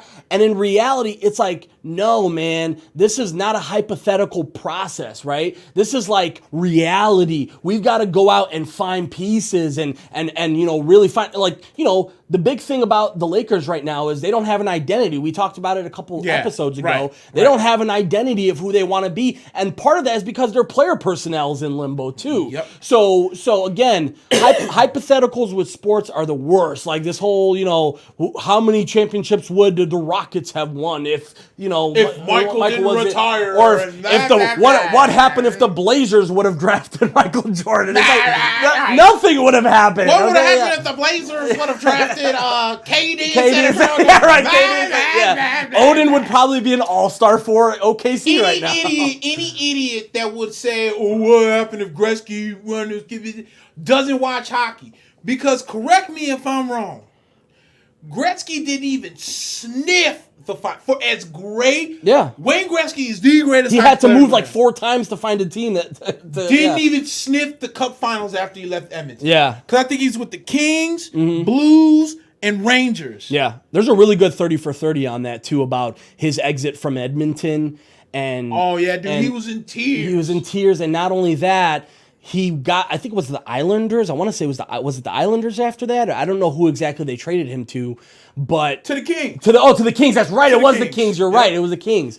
Yeah, and that's a big thing about, especially like when it comes to hockey too. People like to use the Gretzky example of, well, players move around, and you know, it's, you know, players don't have an allegiance to a certain team, and I think that's only true in hockey, to be quite honest. Right. I think basketball players take a lot of pride in being, like Dirk. You don't think Dirk took a lot of pride in saying that I've never played for anyone except the Mavericks? Exactly. You don't think Kobe still wears that on his sleeve, even though he tried to force himself out of town like 8 times? And everyone's like, oh, he's so loyal to the Lakers. He's so loyal to the Lakers. He wanted out like 8 years in a row. And we think he really should have went to the Clippers. I think that would have been a good, you know, whatever. So, dude, at the end of the day, I don't care how many championships that the Knicks would. I know Aaron's is being a dick, but you know, at the end of the day, no. And that's another thing. There's no guarantee either. It's like, that's the thing about sports, is it's so easy to look in hindsight and say, well, if this didn't happen and that didn't happen, then we would have been in this position, that position, we could have won it. No. That's not how this works, bro. Yeah, that's not how the game works. You know, the hypotheticals in sports are the worst thing you can. I hate, and my biggest thing, I like sports shows because we're both sports fanatics. Right. But my biggest beef with sports things is these hypothetical conversations. What if Mike stayed with the White Sox? Would he have been... Who cares? Yeah, who cares? He didn't stay with the White Sox. He went to the Bulls and he won another 3. So that's all that matters. All right? And Aaron, please stop talking about Jose Abreu, okay? You're making us look bad, bro. Jose Abreu is a White Sox for life. If we lose 20 straight, fine, go ahead. But this guy's a productive part of your team. He's your number 3 hitter, one of your best sluggers on the team, and you want to give him away for some prospects. It's like, bro, we have 50 prospects in the minors right now. We've got 10 pitchers that are possible starters. We've got 4 outfielders right now who we don't have space for. We got Luis Robert who has to come up in another 2 years. We don't have space for him. Nick Madrigal, we just chose him in the first round 2 years ago. We don't have a space for him right now. He could play second base, but he's not going to play it right now. Right. So, there's so many things with baseball where if you're a team that sucks, yeah, trade your pieces, bro. But if you're able to stay in it, man, go ahead. Okay, Right. You're not in the same position as you are with basketball, where again, if you're choosing 14 to 16 to 18 in the draft, it's a giant difference. In baseball, man, there's like fucking 50 rounds, and Man, no one I gives a shit swear. about that. Like they were just discussing all these. The White Sox, they said. They had the number 3 pick this year, okay? This just goes to show what the difference between the drafts in baseball and the other sports. They have the number 3 pick in this year. Any other sport, you basically have 1 to 2 options of who you're going to choose in the top 3. Right. The White Sox came right out and said, we've got 6 or 7 players that we're considering at this position right now. Meaning, they could be choosing 10 right now and still get the player that they want. Right. So we're not in a position where we're like, we got to get that higher draft pick or da-da-da. No, man. Let's go out there. Let's have this team gel. Let's have Tim Anderson start to grow. Let's have Yohan Moncada start to grow. Let's have Eloy Jimenez start to grow. And what's a great way to do that? Having a great clubhouse guy like Jose Abreu. Quintana was another one. I didn't want them to trade Quintana, but once we started sucking, and then we had the opportunity to bring in Eloy Jimenez, you're like, okay, fine, go right ahead. We got Dylan Cease out of it. We got Eloy Jimenez out of it. Great. Now we don't, and we weren't missing anything either. He wasn't really pitching all that well for us. It was either going to be Eloy Jimenez or I know the Yankees were in contention. I think they were talking about trading Esteban Florio, big outfield prospect. Yeah, they were talking about that, but I don't think the Yankees wants to give up on Florio. And I'm happy about that Cubs trade to a certain extent. We got Dylan Cease and Eloy out of it. I'm a little bit hesitant on Eloy this year. He's been really good on the road, but honestly, really not that great at home. So, to me right now, we're in sort of, and by the way, I mentioned this last week. There's only one trade deadline now for baseball. Yes, remember it used to be you get the regular deadline and then the waiver deadline. Yeah. Now it's one deadline, July. I believe it's July 1st or either end of July, one of the two. It's got to be July. Yeah, it's got to be the end. Yeah. So now it's one deadline, right? So that's going to create more. It's going to create a space where you don't have to trade your guy anymore if you don't need to, right? So let's hold tight, man. Let's see this team get better. And again, you got a team that's 2 games out of the wild card. Like, come on, man. If you would have told me 4 months ago, hey, by the way, bro, June 1st, you guys would only be 2 games under 500, and you guys are 2 games behind the wild card. You would think that you wouldn't hear one fan talking about let's trade our best player, and now you got people saying let's trade Abreu, let's fire Renteria. Why? Yeah, and that's my thing with the White Sox. That's why like when the White Sox were good. And they used to.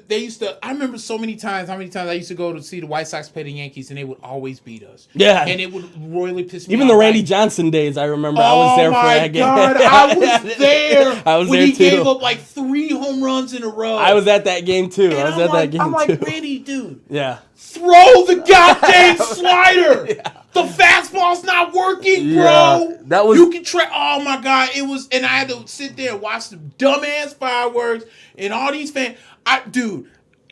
Being at U.S. Sellers or Guarantee Rate Field now is so hilarious because I remember a time when Maglio was with the White Sox. Mags, yeah. And I went to a game with a bunch of my friends. They were playing the Angels. That's when Vlad was still in his prime. Nice. And we all know how much of a gun Vlad Guerrero had. Oh, God, yeah. One of my favorites, yeah. I'm talking mad stuff to these White Sox fans, right? I was like, man, Magley Ordonez ain't about nothing. You see the best right fielder in the game right now in Vlad Guerrero. I was like, if somebody ran on him right now, he could throw this ball from this corner to that third base really without it touching. Yeah.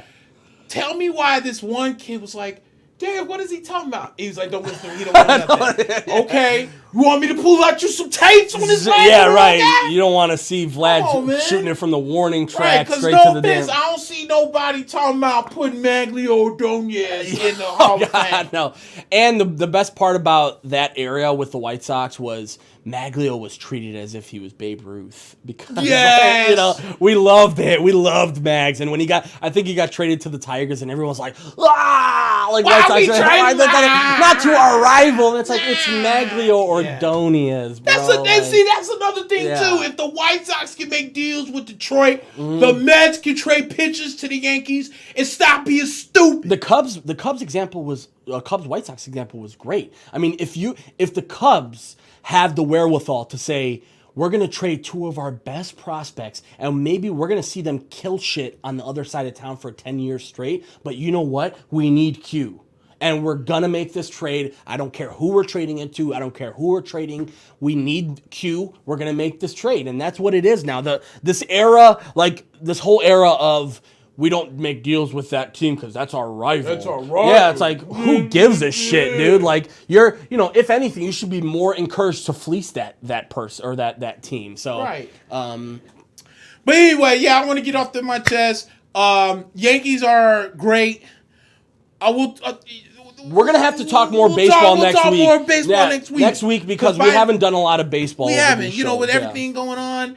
We'll talk more baseball as time goes on. We'll also talk. We'll see where we're at. We'll wrap up. I think the finals more than likely will be in like game 4 or 5. I think. Yep. And then the Stanley Cup honestly might be over by the time we get there. So. But whole time though, I do want to bring up. I will be doing a Bear Cave on Tuesday. Yes, yeah. So it will be back on coming Tuesday. The only reason why I did it this Monday, like I said, I went to go see John Wick 3. Oh, that's right. So I'm coming back on Tuesday, and then that's all I really gotta say. Awesome. Show Tuesday. Well, guys, again, this podcast was brought to you by Boss to Boss Productions, Intrinsic Marketing, and Hodgepodge. Cool, guys. Well, let me wrap this up here. Are you interested in starting a podcast? Boss to Boss Productions is looking for interesting ideas for new shows. Boss to Boss makes it easy for you to get your show up and running.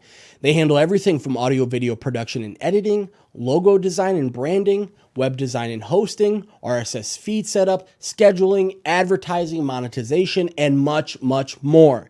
If you have an idea for a podcast or would like to advertise a product on an existing show such as ours, send us a message at bossedtoboss.com. Again, that's bossed, BOSSED, 2, boss.com. Yo, thank you so much for this, Nick, man. All day. It's been awesome. Thank you, Steve. Thank you to Boss to Boss. Thank you to Intrinsic Marketing, Hodgepodge, everybody. From Nick, I was going to say from Mac. And this shirt is hot. And this orange shirt is hot. And by the way, everyone get a good look at little guy over there. We're going to be doing a poll next week and getting a name for him. Oh, yeah, we need a name for the little guy. We're going to figure that out next week. He's been bringing good luck on Saturdays. Yo, and yeah, hey, Mets fans, take a look at it. I might have to get one for the White Sox because the White Sox could use one of those. Again, guys, thank you again to everybody. Thanks to our sponsors, Steve, for Nick. I'm Mac. We're out. Peace.